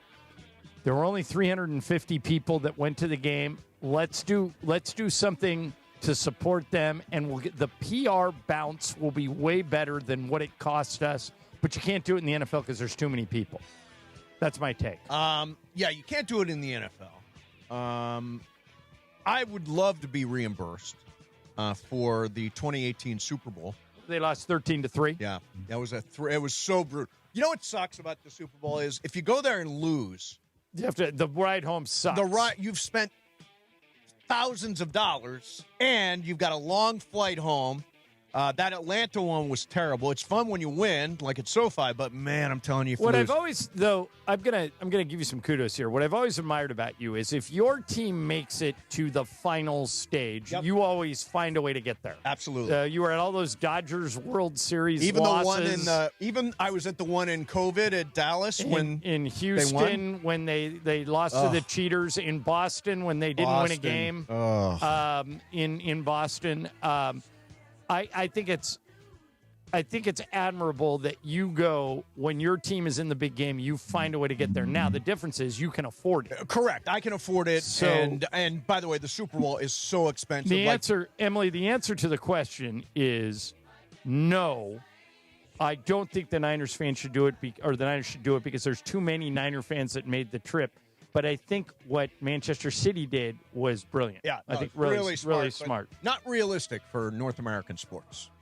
Fast track. All right, so the MLB has a few more Hall of Famers coming in. Yes. Andrew Jones is going to join Jeff Kent and Carlos Beltran. Mm-hmm. And the Beltran one is kind of what got me and my friends talking a little bit yesterday. So to refresh your memory, Carlos Beltran was on the 2017 Oh, that's right. I Astros forgot team. about that. Yeah. And I went back and looked, and he is named the ringleader of the whole sign stealing Correct. thing. Even when players came up to him wanting to stop it, it was said he was the alpha male in the room that kind of kept it going. Yep. And it led to him kind of being released from the Mets in 2020 when he was the coach, when all this, kind of came out. They had to get rid of him, yeah. So it got me thinking. We had a pretty good conversation with my friends last night. Bonds, Clemens, A-Rod, none of these guys are in because they used, steroids during their career. Sure. In his last year with this sign stealing thing, should it affect Carlos Beltran's Hall of Fame entry here, or is it kind of Well, this is an interesting test case. So Carlos Beltran was the ringleader, one of the ringleaders of the sign stealing scandal in 2017 in Houston. Now, he did go to the Mets, and they had to get rid of him because he was involved in this. But maybe this is a test case. Maybe this means that Jose Altuve, they're not going to hold it against him and put him in the Hall of Fame. Altuve certainly got Hall of Fame numbers, but if Beltran gets in, despite being part of the sign-stealing scandal, then I would imagine Altuve will too. I agree with all of that, and I will say this. I always thought it was wrong. I understand Pete Rose bet on baseball as a manager. Mm-hmm. I always thought they should have put him in as a player. There was no evidence at all that Pete Rose cheated as a player. As a player, correct. I would apply the same thing to Carlos Beltran. Carlos Beltran is being put into the Hall of Fame for his ability as a player. Yep. As far as I know, there is no evidence that he cheated as a player. He cheated as a coach, and he's admitted to that. But I would not punish Carlos Beltran, the player, by holding him to a standard that the coach would affect. I think that Carlos Beltran deserves to be in based on his playing career, much like Pete Rose. He did play that year, 2017, with the Astros. He was active player. He played like 130 games for him. Wait, and so he wasn't the bench coach? No, at that time, he was still playing. He was still playing. Okay, Yeah, if he was still playing, then that changes everything. Yeah. If he's still playing, then, you're right, Mace. Then it's the ultimate test case. What do we think about Andrew Jones, Carlos Beltran, and Jeff Kent? Do we feel like they're Hall of Famers? I think all three are marginal. Yep. Andrew Jones would be the one I would put because he played both sides. He was a tremendous defensive 10-time outfielder. Gold Glove center fielder. But I think Jeff Kent and Carlos Beltran are marginal. But the Baseball Hall of Fame has like Scott Rowland got in. Yeah, so right. the standard has been lowered. See, I like Andrew Jones better than I like Scott Rowland. What do you think? Me too. Because of the defense, right? Because of the glove. Beltran, I think, is in great part because of his postseason success. He had played in 65 postseason games with a 1021 OPS. Yeah, that's insane. Big that's sample. Shohei-esque. It is. And Jeff Kent, I always thought he was kind of a jerk, but most home runs ever for a second baseman. I guess that's why he's in there. Boy, he was a salty dude. Yeah, very much so. Oh, God. When I was doing Spectrum and they'd say, go in and grab a player, it's like you would never grab Jeff Kent. Strangely, the only person he would talk to is TJ. The late TJ Simers would, because TJ would just give it back to him. Yes. But, all right, so yeah, go ahead. I was going to say, today the Dodgers introduced Kyle Tucker, brand new right fielder. They signed him to a gigantic AAV contract. And Brandon Gomes, who is the general manager of the Dodgers, was asked if, in fact, the Dodgers are done. Is this it for the Dodgers? Are they done making moves? Listen to what he said. So, Brandon, are you guys done? Are you ever done? Is that a thing? We're close to done. We can never be done. I won't say anything officially, but we feel very good about this team with spring training a few weeks away. Yeah, I think you should feel really good about this team. And there's all these reports out there that they're talking about trading for Freddie Peralta. And if we listen to our boy David Pingalore, Tark Skubal's coming. Ping! Well, we got to check with when I heard that we were in it for Freddie Peralta, I'm like, check with David Pingalore. I want to know what the ping says. I saw Ping at that Southern California Sportscasters luncheon, and he said, I'm not wrong yet. Not wrong at the moment. By the way, Alden Gonzalez wrote a piece for The Athletic, says Major League Baseball owners are raging in the wake of Kyle Tucker's free agency agreement with the Dodgers. And it is now, quote unquote, a 100% certainty that the owners will demand a salary cap. One person briefed on ownership conversations who was not authorized to speak publicly. Quote, these guys are going to go for a cap no matter what it takes. I agree with that. And I agree that there is going to be a lockout. But I was thinking about something.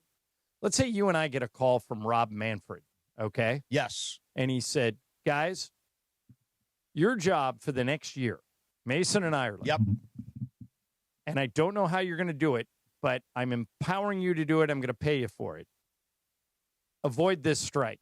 Figure out a way to bring these two sides together and avoid the strike. What would we do? Okay, I know what I would do. So you got to make this hurt. You got to make it hurt. So right now, for example, the Dodgers will pay 110% of Kyle Tucker's salary to revenue sharing. Right. What if that was changed to 500%? What if that was changed to 10 times the amount? It becomes so punitive that even guys like for example, so Tucker signed a $240 million contract. The Dodgers have to pay 110% of that on top of the Tucker salary to revenue sharing. What if it increased to 500%? Because then all that money would go to the smaller teams. Okay. What you have effectively done there, and I don't hate your idea at all. I think you're onto something. I think any idea that moves the chains, that moves it forward. This is an idea that both sides aren't walking out of the room. That's our goal. We got to keep both sides at the table. The Dodgers would obviously hate that. They would hate it. But what you've done is you've basically put in an apron, like the NBA has. Except you can go over it. You just have to pay. Correct. There's no limit. Same thing. Now, the difference between the NBA and what you're proposing is they have a cap. Well, not only that, but you can go over it to keep your own guys. If you go over it, if you go into the first apron, into the second apron, it hampers you otherwise. Oh, so you give up draft picks. So, by the way, this I had this on my email the other day. We didn't talk about it. When they signed Edwin Diaz, they lost their second and their fourth round pick. When they signed Kyle Tucker, they lost their third and their fifth round pick. There's punitive stuff, yeah. So there are mechanisms in place to penalize the Dodgers for going out and buying everything up. I think the needle we need to thread is it can't just be a straight cap because the players will never accept. That's what gets the players to walk out of the room. Now, a cap with a floor might work. In other words, if you can show the players, hey, we are going to cap it, but we're going to get Pittsburgh and Kansas City and Tampa and teams like that to pay $50 million more a year than they're paying now. Here's how the mean goes up for the average player. Like if we have Mace's idea, which is you just make it 500% instead make of it the so 110%. punitive. Instead of 100%. But that is spread around. The other team that receives that, say they get $110 million from the Dodgers doing that deal, they have to spend it this year. That's the floor. Correct. But they have to spend it this year on their players. So it's making that required use. So that money winds up funding other teams to be able to make a salary floor and become more competitive. And then the question becomes, then does what you want is you kind of want baseball to go not exactly the way college football has gone, but the reason college football had kind of a magical season is that Indiana had a billionaire behind them. Right. So a school that had been, forever a loser, Mark Cuban got involved, started giving them millions, and Kurt Signetti knew what to do with the money, and all of a sudden they got a magic carpet ride. Yeah. So I'm super bad at math, but follow this. Okay. So let's say $240 million, there's a 500% penalty paid. That's $1.2 billion. Don't you think that makes Mark Walters say, well, wait a minute, $1.2 billion, of course, which then gets shared with every other team?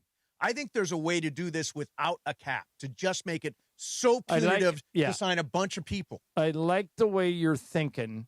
I wonder how the players would feel about it. They will say no. But I still say this is a way to do it without instituting a salary cap. Because if you could show the players, hey, this money, all this money, to Emily's point, is getting reinvested into player salaries. Yes. So here's what the average guy is going to make. What they're scared about is a cap at the top. They want the next Shohei to be entitled to make as much money as humanly, because they all think they're going to become that player one day. Right. That's why, a lot of average people vote against a wealth tax, even if they're not wealthy, because they think they're going to be wealthy one day. Sure. Every study shows that. Yep. which is why it's so hard for guys like Bernie Sanders and Mandami and all those guys to institute their ideas of wealth management. Because I don't know anything about it either. People want to think that the American dream's going to cash in for them. Sure, absolutely. So it's America, man. So that's why the players, you're right, would probably say no, but I would still be listening. But see, I don't hate your idea. That's an interesting way. I don't know if anybody suggested that, but Em, what do you think of that concept? To make it so punitive. Yeah, I think it's a good idea. Well, it's better than a strike. I think a strike Trickle or a down economics in baseball. I think a strike or a lockout is a death blow. And by the way, Alden was on with this. Especially as good as baseball's going right now. Alden was on with this. Baseball's never been better. Alden was on with this last week, and he said 1 year from now. I said 1 year from now we'll be in a lockout. He said 100% correct. Everybody thinks so. Yeah, I mean, it's going to happen. By the way, the article was written by Evan Drelich and not by Alden Gonzalez. So want to make sure we give proper I think they're teammates at The Athletic, though, right? No, Alden's at ESPN, Okay. Evans at The Athletic. The Athletic. Okay, gotcha. All right, coming up next for you, more Fast Track. Mason and Ireland, 710 ESPN. All right, time to tell you about Toyota. The Lakers and Toyota are celebrating 50 years of their legendary partnership. They got together in 1976, the Lakers and Toyota. As part of that, the We Make It Easy sales event is here. You'll find the biggest selection of the year with some of the biggest savings all in one place. And it's on every Toyota vehicle, whether you want a car, a truck, an SUV. You want a Camry, on sale. Tacoma, on sale. RAV4, on sale. So whatever you're looking at, Toyota makes it easy to find the right fit. And there's two ways you can do it. One, you can go into a Southern California Toyota dealership. You can sit in the car, you can drive it, you can smell it. If you already know what you want, head to Toyota.com, where it's easier than ever to find your next Toyota. You can explore the whole lineup, compare features side by sides, and just do it that way. So hurry into your Toyota dealer or go to Toyota.com today. It's all part of 50 years of teamwork, innovation, and going places together. We make it easy. Toyota. Let's go places. It is Fast Track on Mason and Ireland on 710 ESPN, the all-new ESPN LA app, and always on YouTube at ESPN Los Angeles, driven by Cerritos Auto Square. And it is time for Fast Track. Fast Track. Why do more people buy their car at Cerritos Auto Square than from any other location in Southern California? Easy. With 24 dealerships side by side, car shoppers can find the right car at the right price at the right location. Cerritos Auto Square. Learn more at CerritosAutoSquare.com. Time for Fast Track. More Fast Track next. We've all said it for years. The Monday after Super Sunday should be a holiday.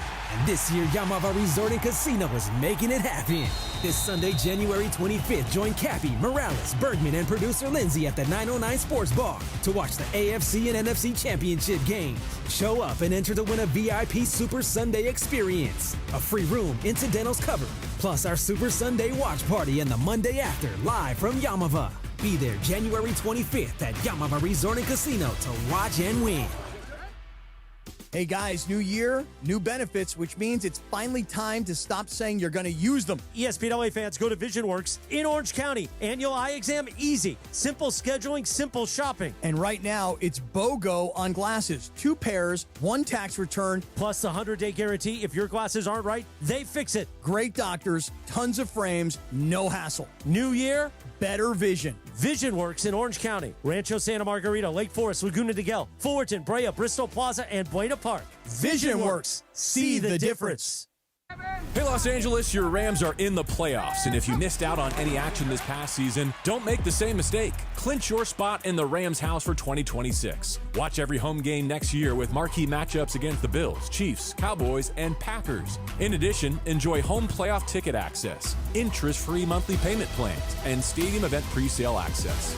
Visit therams.com/2026. Again, that is therams.com/2026. Don't miss out on any of next year's action and get your Rams season tickets today. Progressive knows there's no one more important to your team than your pet. They're like your top draft pick.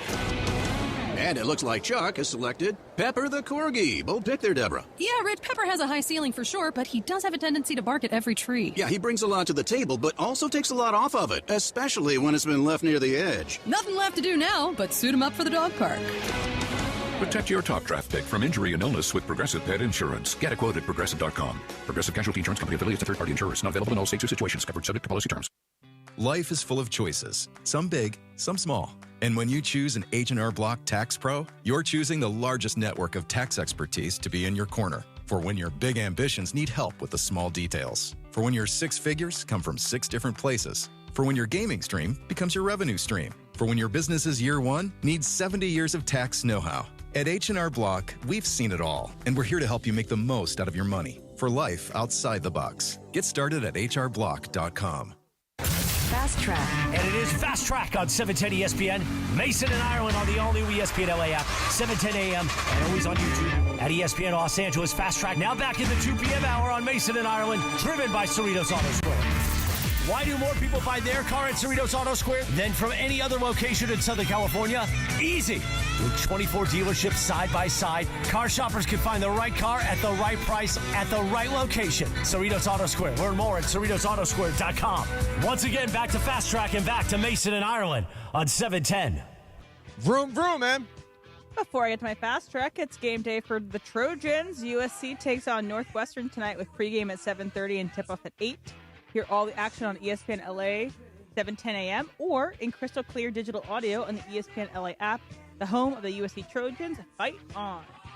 So there is an interesting thing happening right now in football prognostication. So there is a young girl. She's 4 years old. Okay. Her name is Reaves. Her name is Reese Donatelli. Her dad's name is Anthony. Okay. And they bonded over football, and she gets excited. So this whole playoff season, she has been doing videos with her dad, and he sets out 2 little baby helmets in front of her, and she just chooses who she thinks is gonna win. So she'll be like, it's going to be the Packers, or it's going to be the Cowboys. Yeah, Laura Rutledge used to do this with her daughter. Exactly. Yeah.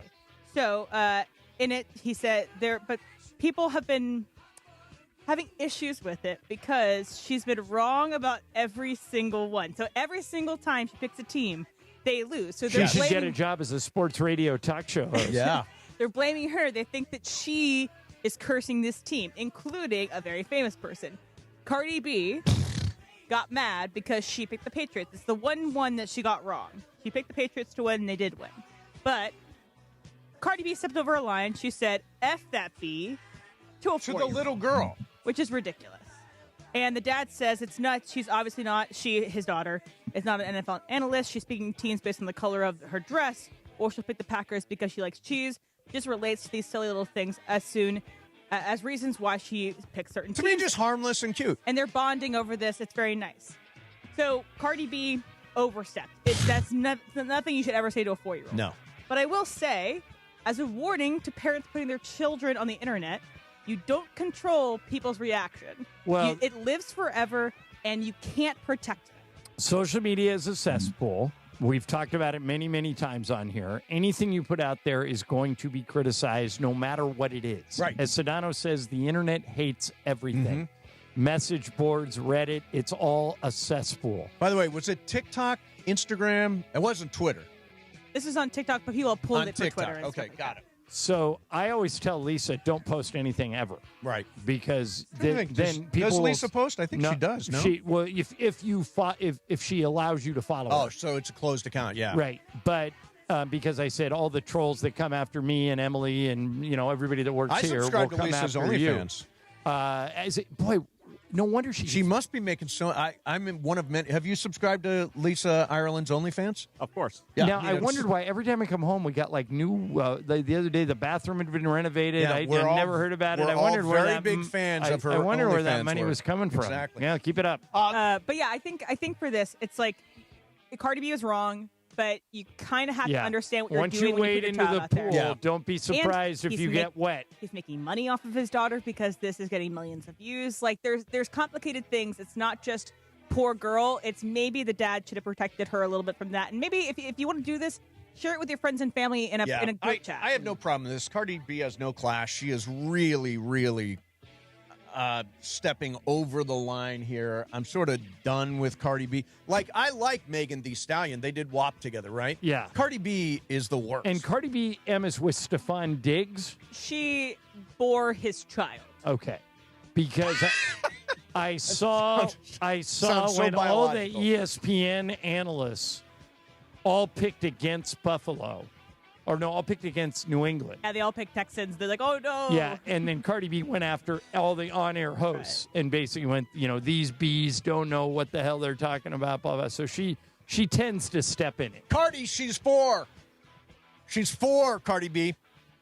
Fast track. Right. All right, guys. Fernando Mendoza, now a Heisman winner and national champion.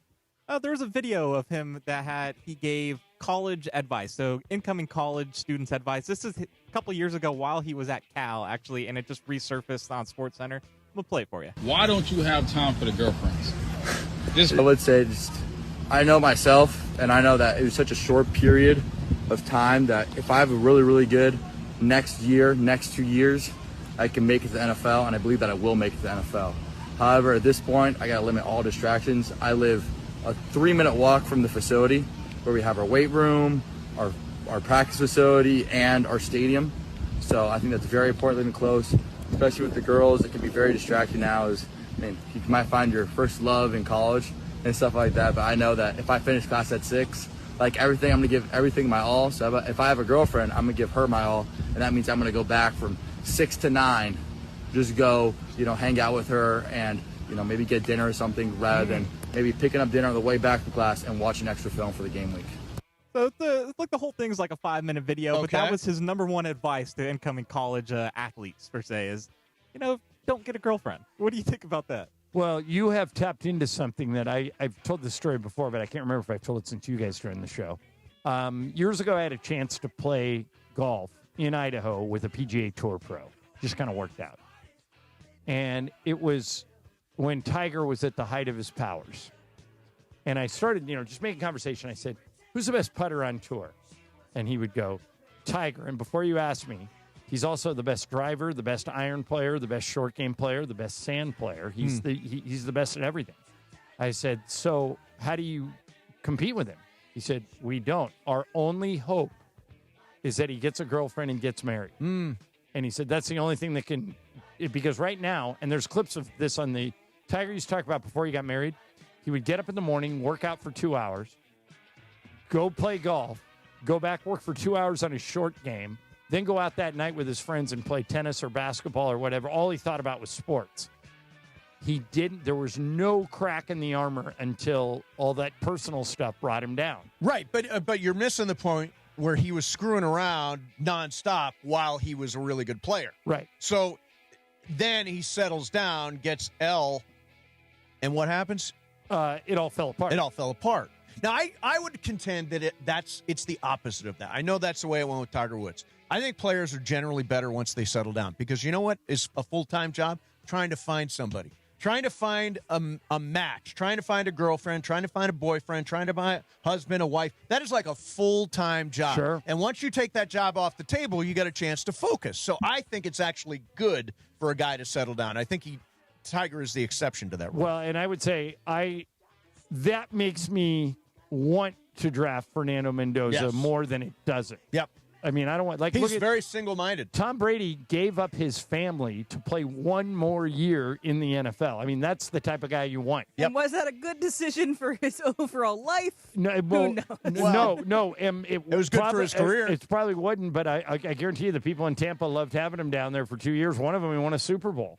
So what do you think, Brian? Are you better after you settle down, or are you better when you're playing the field?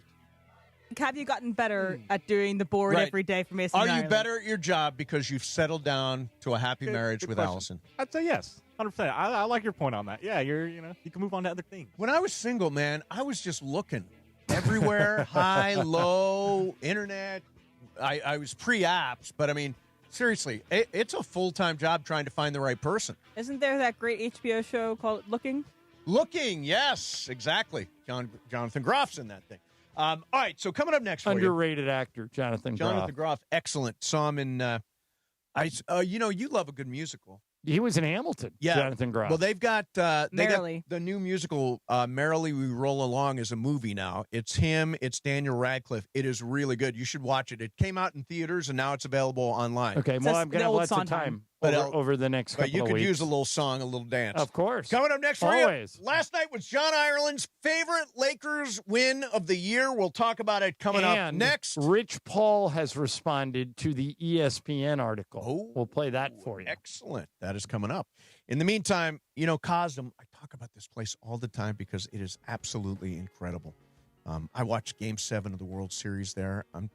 It was so much more memorable because I was there with a bunch of other fans and I was watching the game.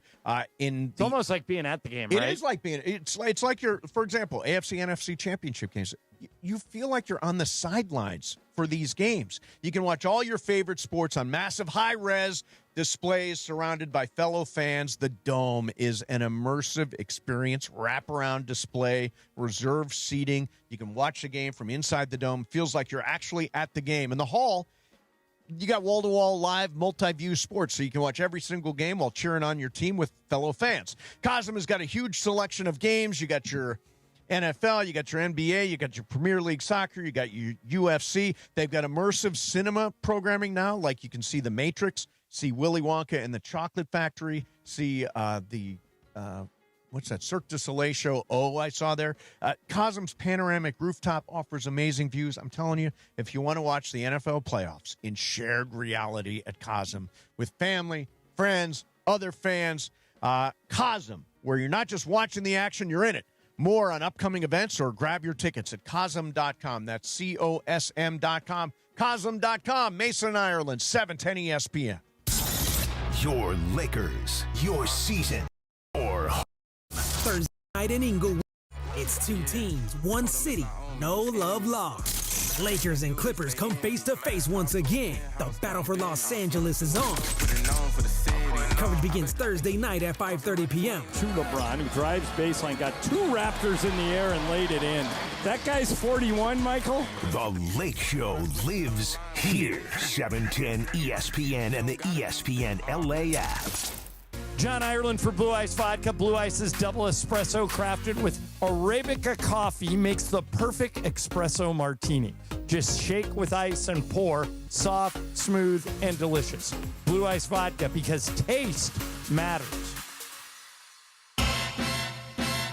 Playoffs? Are you kidding me? And chicken wings? You better not be kidding me.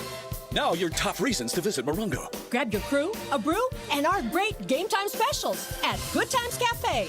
Number 2. Everclear is here, April 4th. And the number 1 reason. We're giving away a 2026 Toyota Tundra SR5.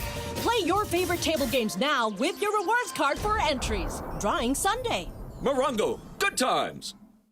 Hey, this is producer Laura, and at the Carne Asada, the food always matters. Lately, the star of the table has been Amor Salsita. Amor Salsita makes fresh, authentic salsas that are meant to be shared. Perfect for dipping chips, topping tacos, marinating your favorite dishes, or adding a little extra kick to your table. From smoky tomato and tangy tomatillo to creamy avocado and sweet mango habanero, there's a flavor for everyone. Find recipes at amorsalsita.com and pick up Amor Salsita in the produce sections at Vaughn's, Albertsons, or Pavilions. Amor Salsita, made with amor, meant to be shared.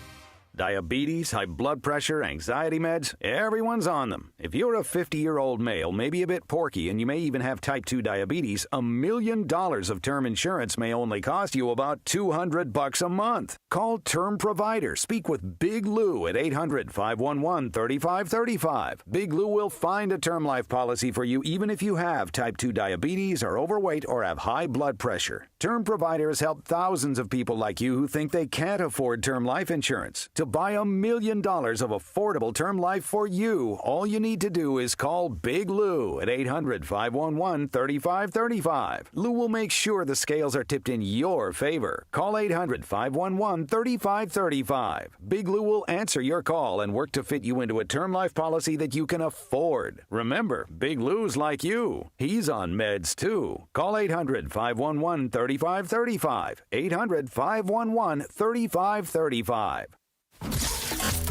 The OGs of LA Sports Radio. So that's why I deliver. Red light player. When the red light goes on, look out, I'm on it. That's Steve Mason and John Ireland. That's what they say is you're a red light player. Especially in Amsterdam. Oh, yeah. No, I never played there.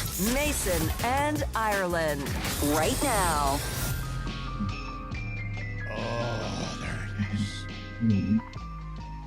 the Lakers, if you've read about the drama on ESPN.com. The thing I hate the most about this story coming out today is it overshadows what was my favorite win of the year. Let's start out with the big win last night in Denver. Monster defensive performance, particularly in the second half, John. In the third quarter, the Lakers were down 14 at the half.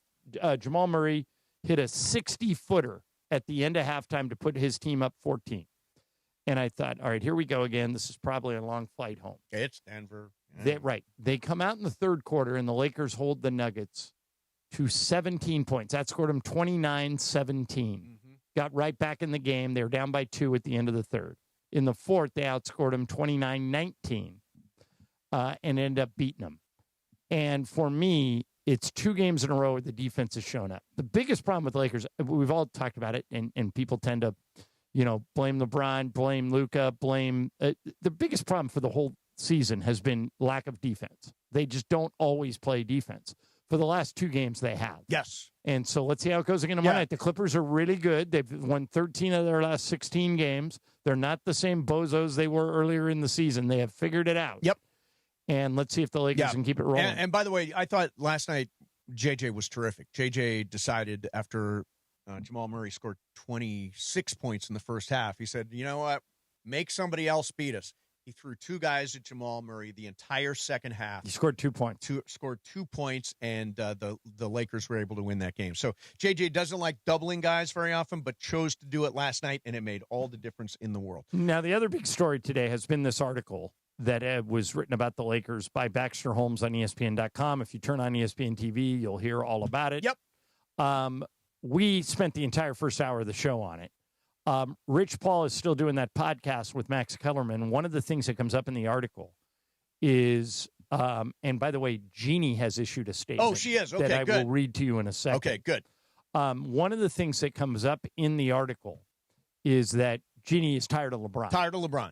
And tired of Clutch. Yes. Rich Paul created Clutch. He is the president and CEO of Clutch.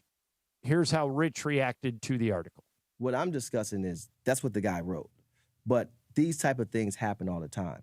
And people don't know your relationship, right? And so I'm just saying that you don't know if any of this stuff is true. You only know your relationship with other people. And what I know is from the time we've gotten to LA, we've been treated great. There was a championship won. We played Rummy Cube in the bubble, had a great time, lunch every day. And I think when people see things are going well, they try their best to poke holes and try to manipulate relationships and things like that. And in any relationship, no matter who it is, no matter how long you've been with somebody, there's going to be some type of annoyance at some point. That's part of it, right? We're all human people. But I like to focus on the things that were done, and were done well, and were done great, right? And every year you're fighting to try to reach a common goal. And when you're and when you have the level of players that I've had, that relationship becomes a lot of times a partnership. And there's people that are very envious of that partnership. And so every day they try to put forth things and put out things. And okay, so that's Rich Paul's. Here's Jeannie's statement to The Athletic in regards to the ESPN article. Okay. Quote, this is Jeannie Buss. It's really not right, given all the great things LeBron has done for the Lakers, that he has to be pulled into my family drama. To say that he isn't appreciated is just not true and completely unfair to him. Now, I'm obviously not around Jeannie and LeBron every day, but I'm closer to it than most people. Sure, I'm on the inner layer, and I've seen that dynamic play out. And do I think that there are times, like Rich was saying, do I think there are times when Jeannie probably got frustrated with the way things are going, particularly when the team was losing? Of course. But I've never seen a friction like was described in the article with Jeannie and LeBron. Just haven't seen it, me personally, and I'm around it a lot. So I think that's Baxter's version of the events. He's a good reporter. He talked to a ton of people. He gave all those people a chance to be part of the article. Jeannie, Rob, Rich, they all turned it down. Right. So, of course, the article is going to be presented.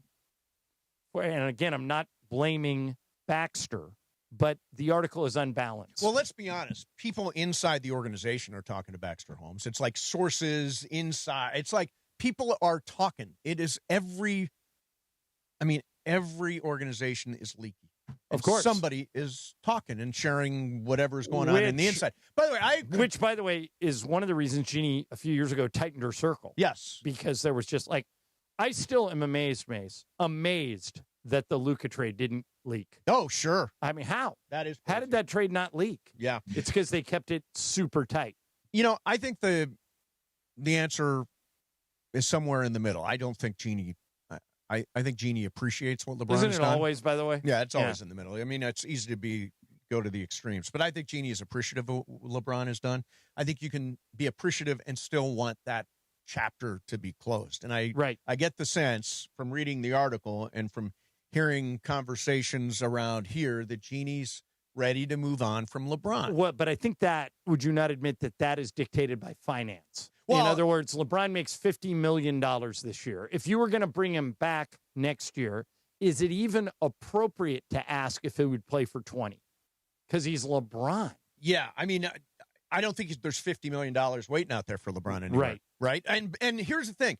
I think that LeBron James has made a huge contribution to the Lakers. I don't think he will ever be fully embraced. I think people, including maybe Jeannie, is sort of done with the LeBron thing. And by the way, we talk about who doesn't want LeBron. It sounds like Jeannie's ready to move on from LeBron. Well, again, I haven't seen that. I mean, I don't know. I'm not saying it's not true. Right. I'm just going by the article. Correct. As it's written. If you take the article as gospel, it is very anti-Jeannie.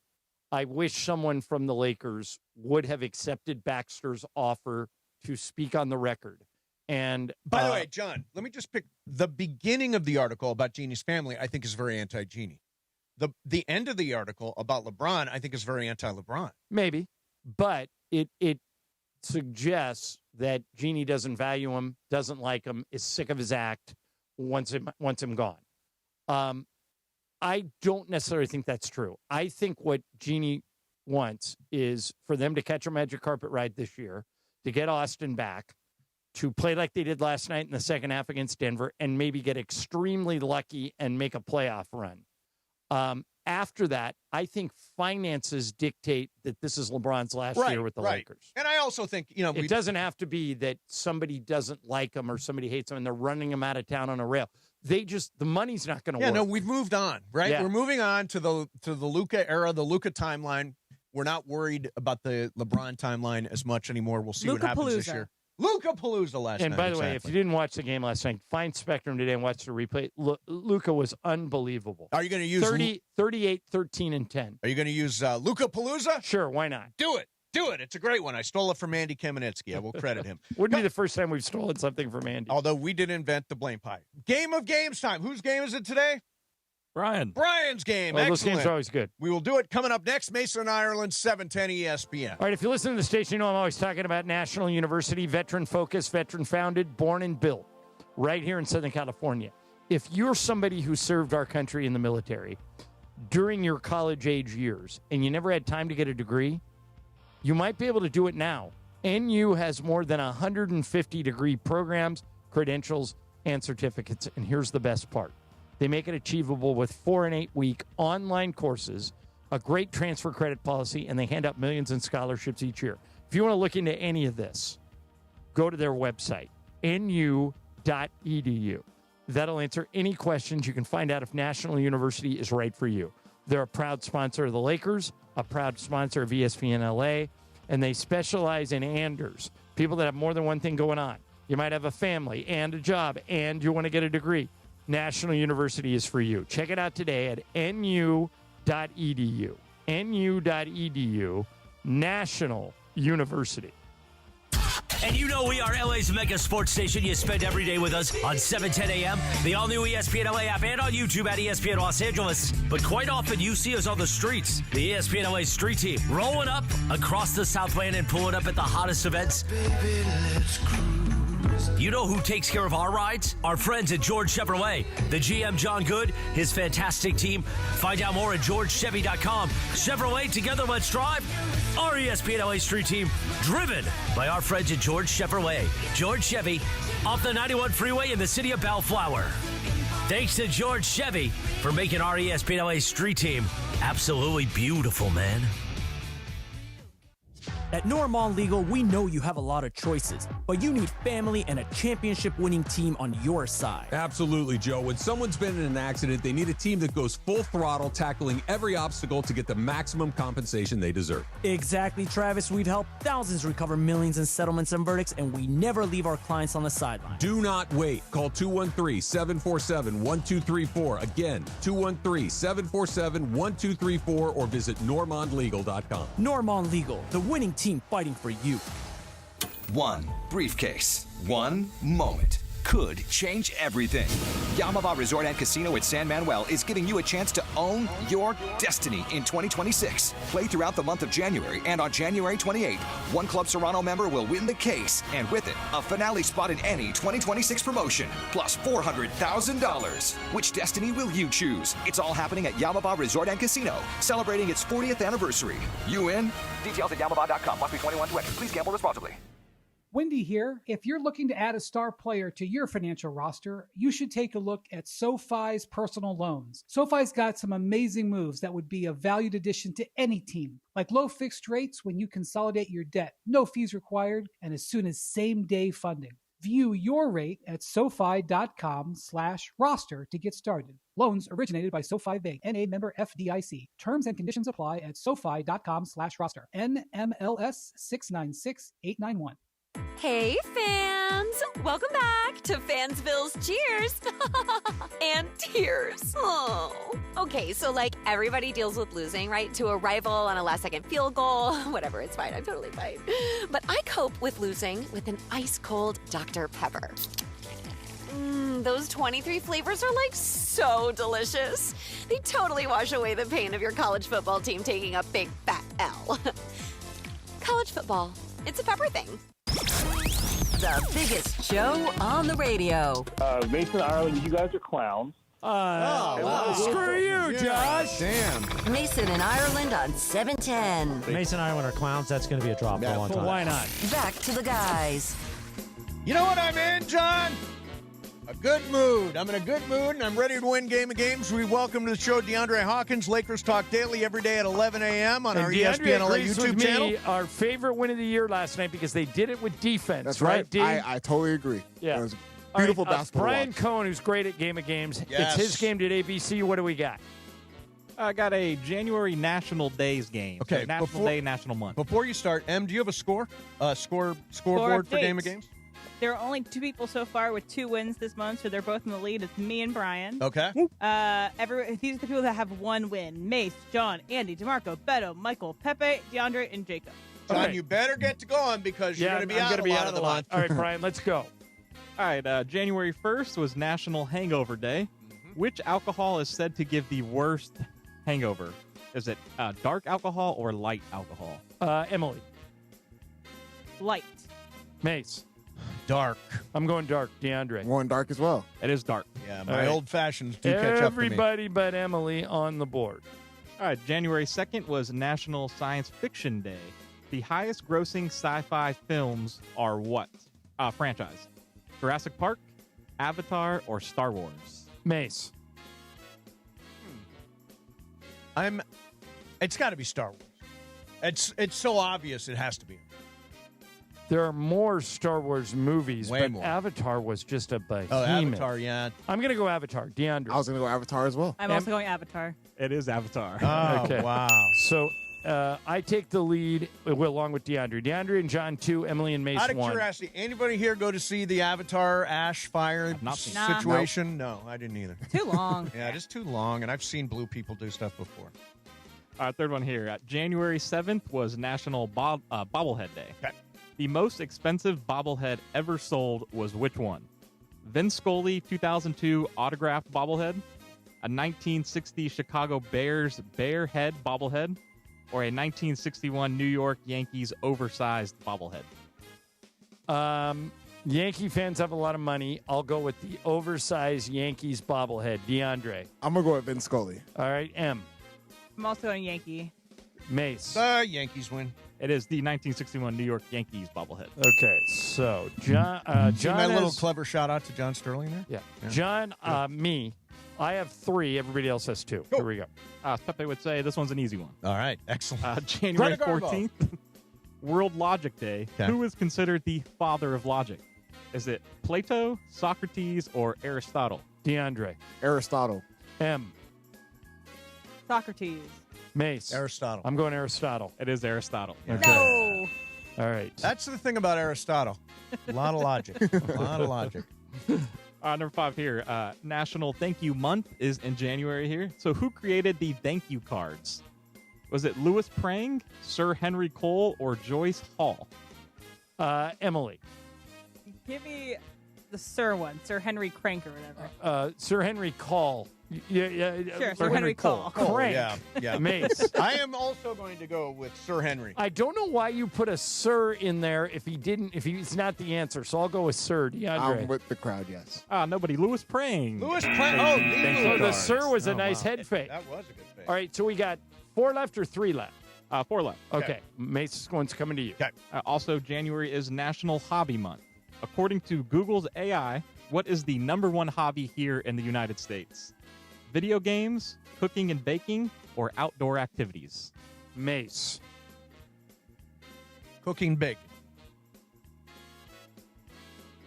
I think it's either that or outdoor activities. Not everybody does outdoor activities. Pretty much everybody cooks and bakes. I'll go cooking and baking with Mace. DeAndre. I'm going to say video games. Emily. Give me outdoors.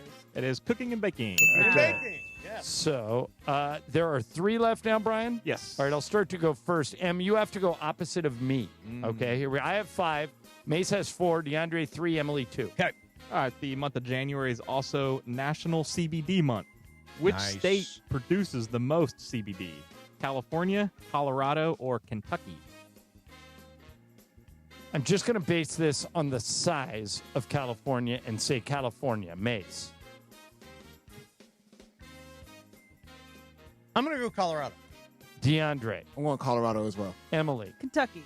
California. California. Okay. So that knocks. We own the weed market. Okay, so that knocks out Emily and DeAndre. There are 2 left, Brian. All right, so Mace, you need to go up. I have to go first, and you have to go opposite on both of these. Got it. Okay. January is also National Soup Month. About how much soup does America consume per year?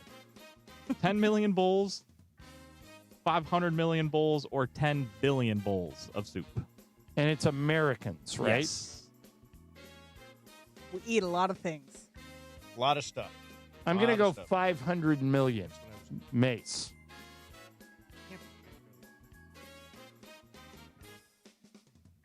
It's either 10 million or 10 billion. I think you're right. I'll say 10 billion. It is 10 billion bowls of soup. I would have done what you did. Yeah. I thought about it for a second because it gave 10 million was way too low. Way too low, yeah. All right, so again, I can clipper this thing. I have to go first, and you have to go opposite. Got it. All right. January 2nd was National Buffet Day. Nice. When did buffets first become a thing in the United States? The 1920s, the 1940s, or the 1960s? I don't remember him in the 20s, and that was the Depression. So it's either 40s or 60s. I was like, were you there in the 20s? I'm going to go 60s. Mace. I'm going to go 20s or 40s. Now, 40s was the war. 20s was the roaring 20s. I'm going to go. Ask Travis. I'm going to go the 20s. It was the 1940s. Oh, I missed it. It was right there for you. Right there. Wow. All right. You got a tie. I won it, but you got a tiebreaker. Gets a win. Yes. So going back to the third question, the 1961 New York Yankees oversized bobblehead was the most expensive bobblehead ever sold. How much? Okay. I will say. All right, DeAndre, what do you? Make sure you got a number. Yeah. Don't tell you what. Em, you got a number? Yeah. All right, DeAndre, what are you going with? 100 mil. $100 million? $100 million? I put 2.2 million. What'd you put, Mace? 4.2 million. M? 30 million. What is it, Brian? Surprisingly, only $60,000. Oh, that's it? Wow. Yeah. So I got it. I got it, and I was nowhere That's close. only $60,000? I was more than $2 million off, and I won anyway. And you still won. Wow. Yeah. Yeah, I was going to say $420,000. That would have actually carried the day, right? There you go. You see, you got it. You know what you did? You forgot to keep the main thing the main thing. Exactly. So now, wait a minute. It is 2:56. Yeah. What's the status of the lime? I got one. I'm going to eat it, the last chunk of lime during Super Well, you have Crosstalk. 4 minutes. Well, I was going to do it during Super Crosstalk. I allowed Super Crosstalk. He's going to allow Super Crosstalk. You're a very lenient grader. Well, over there. let me tell you something. This is eating a lime is so much worse than I thought it was going to be. DeAndre, what are you? Are you eating the lime just like with how it the is? rind.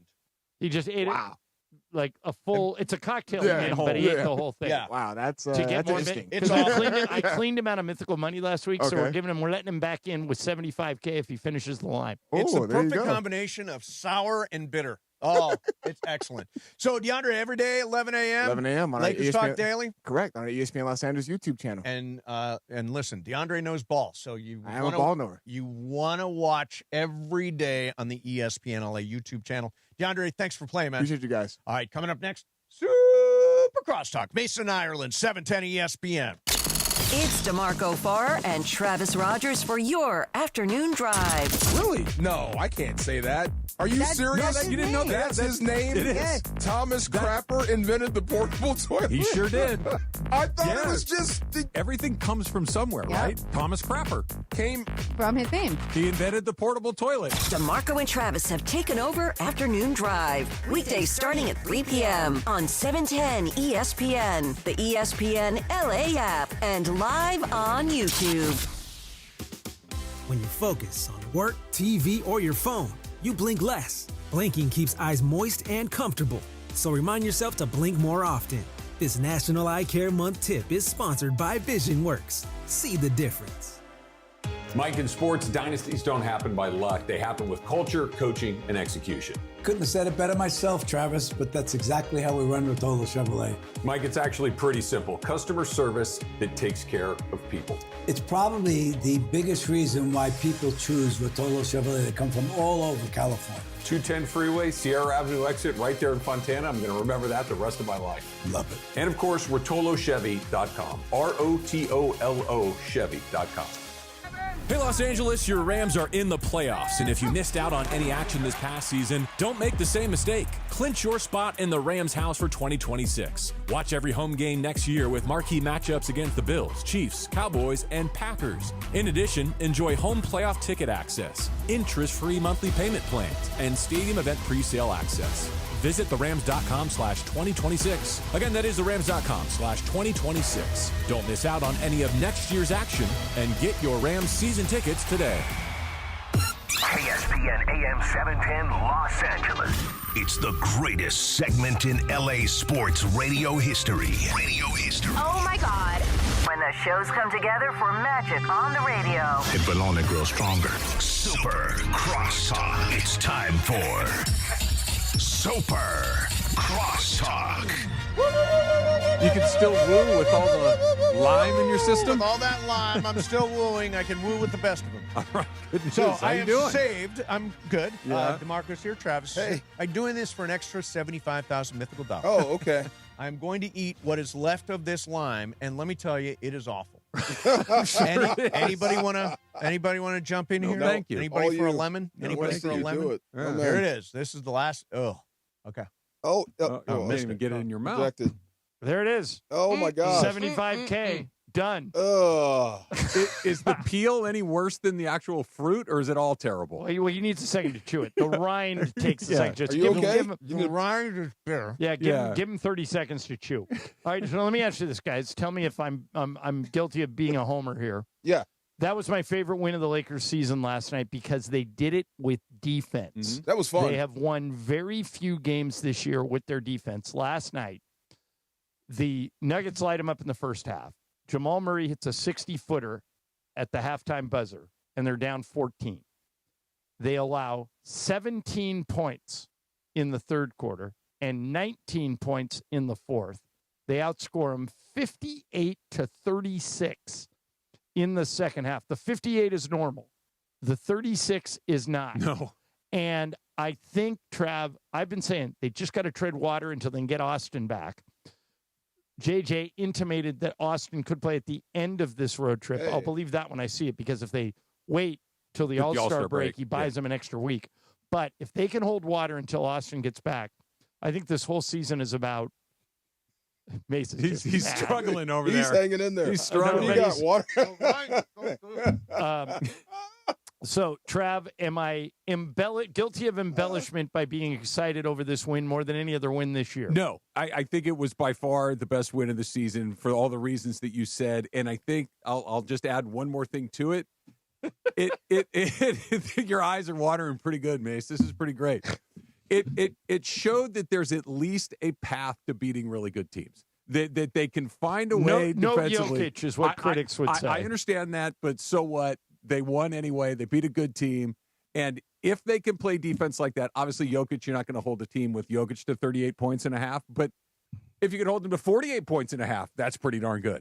And so I think it just at least gave you a little glimmer of hope that maybe there's something out there that they can do defensively. Way to commit. And by the way, defense. I can smell it all the way over here. Way to commit. Way to commit to the I'm telling prank. you, if I you get love a it. chance to eat a whole lime, just jump right in. Very Steve-O of you. It smells very refreshing in here. Relax It is, right you know through what? it. Now that it's over, I don't mind it. There you 'Cause go. I got 75,000 to go There down. you And you go. know what I'm doing with them? What? You're betting All on 75,000 on the Rams plus 2.5 on for you. Sunday. I'm going to catch Ireland in mythical money. You could now. What is your total? What is your total? Like 160 or something? And what's it at?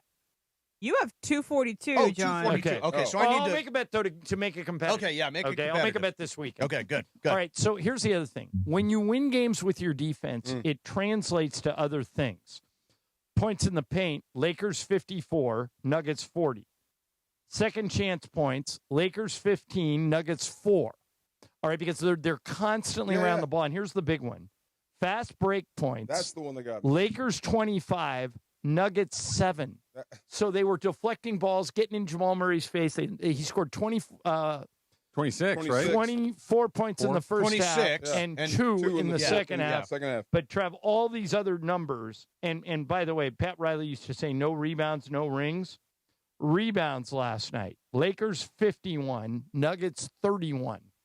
So they won this game with defense and rebounding, which is what they've been trying to find all year. Last night, at least for a night, and I know Jokic didn't play. Yes. They found it. They won it on defense, and Luka being just ridiculous offensive scoring. My goodness. So here's Lucas. God, he's so good. Here's Lucas. He's a magician. Yeah. Here's his final line.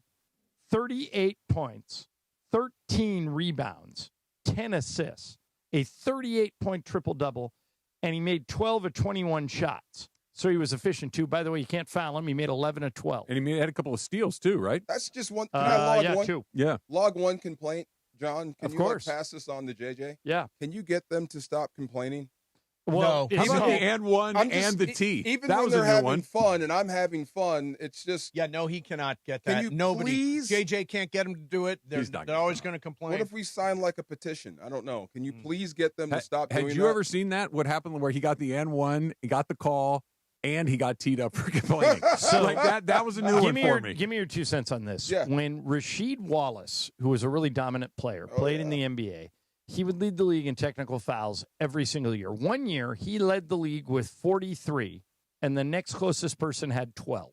Yeah, got thrown out without saying a word. Doesn't Luka have 13 now? Correct. He's 2 away He's from a suspension. appealing the one from last night. But yeah, you get 15, and the 16th you get a 16th suspension. one is when you're going, suspended. But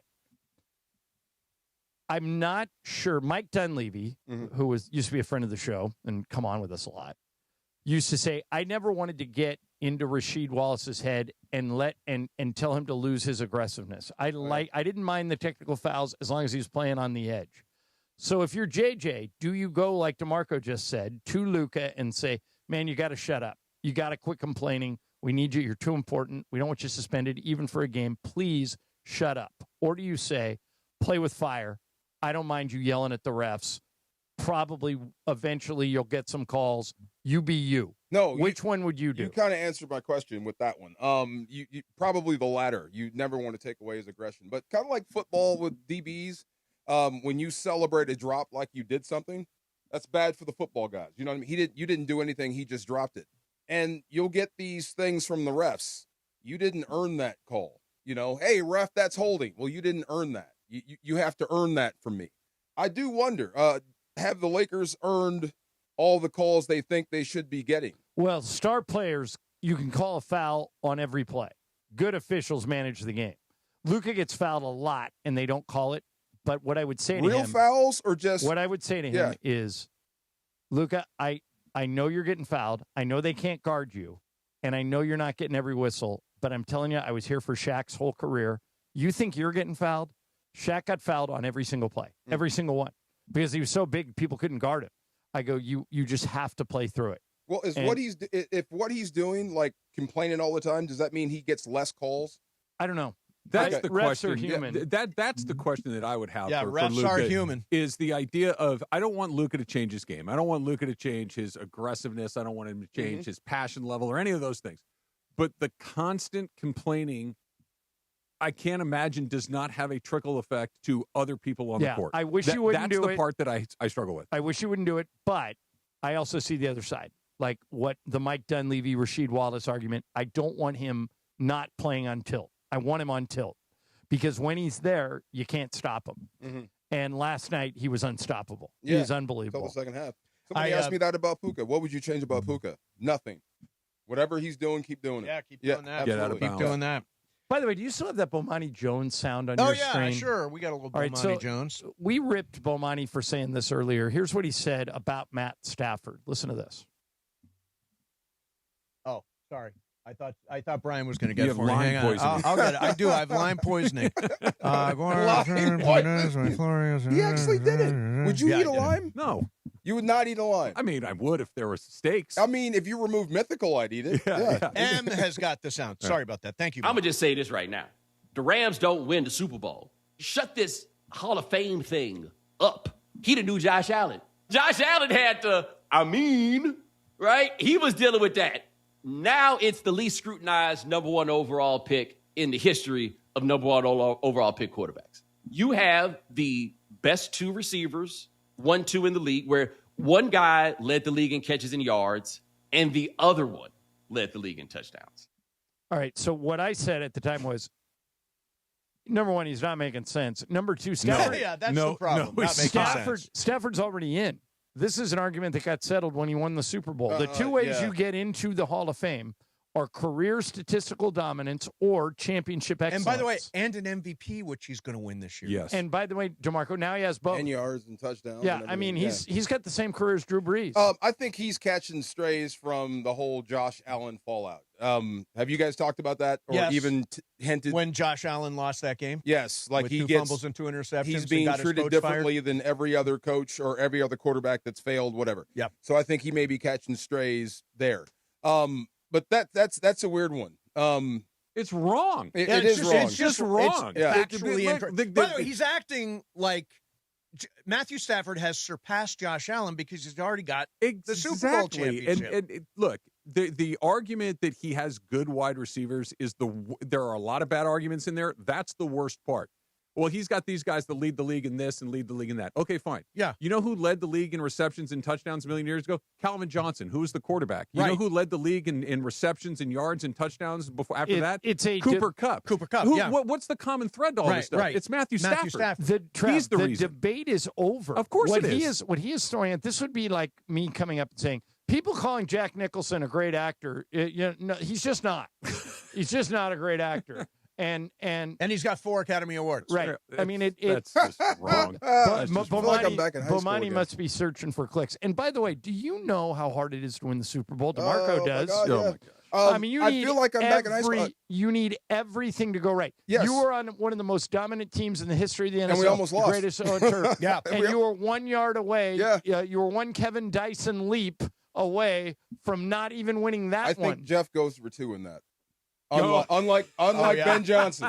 I think Jeff goes for 2 and tries to bury it. I texted him before Cole Kmet caught that pass. When the Bears are driving, I go, guys, if the Bears score, they're going to go for 2. Yeah. And when Kmet caught that pass, DeMarco, I would have bet my car that he was going for 2.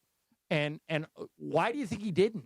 First-year head coach, man. I mean, he's learning just like everybody else on the job. And you go with your gut, you go with how you're feeling. But after, like you said, when the Rams were on their heels after that play, I would have gone for 2 and gone for the kill. I think the Rams were in shock. They were at their most vulnerable in that moment. When the Rams are coming down to a 4th down play, I always say to Juan, what's your best play, Sean? And he's got to play for that situation. In the case of Ben Johnson, 3 times he rolled out his best play on 4th down and it didn't work. Ben Johnson, like, we don't have it. I've done all my best plays. I'm with you, Mace, except for I don't think that he did run his best play in those other 4 downs. You don't think so? Because inside the 10? His best play is let Caleb Williams make something happen. And they never did that. He kept sticking it in another guy's hands. He kept giving it to DeAndre Swift and some other guys. The best play that they had all night was get Caleb moving around and making a decision. They hadn't run that on 4th down all night, especially after getting that bomb dropped on their head. Right there. They felt like they were on the brink, and they got saved by the bell. When they lined up the kick, I was ecstatic that they got a chance to keep playing. The best they played on defense was when any score wins the game, that last drive. Yep. And they tried to make the Bears stay patient. This is why we always say make them snap it again. And Caleb got greedy and got picked. Yep. That's how you win games at the end. I'm going to close the show this way. Sunday. It's all about Stafford and Stidham. Stafford and He's on the Stidham. Stidham. I am big on the Stidham.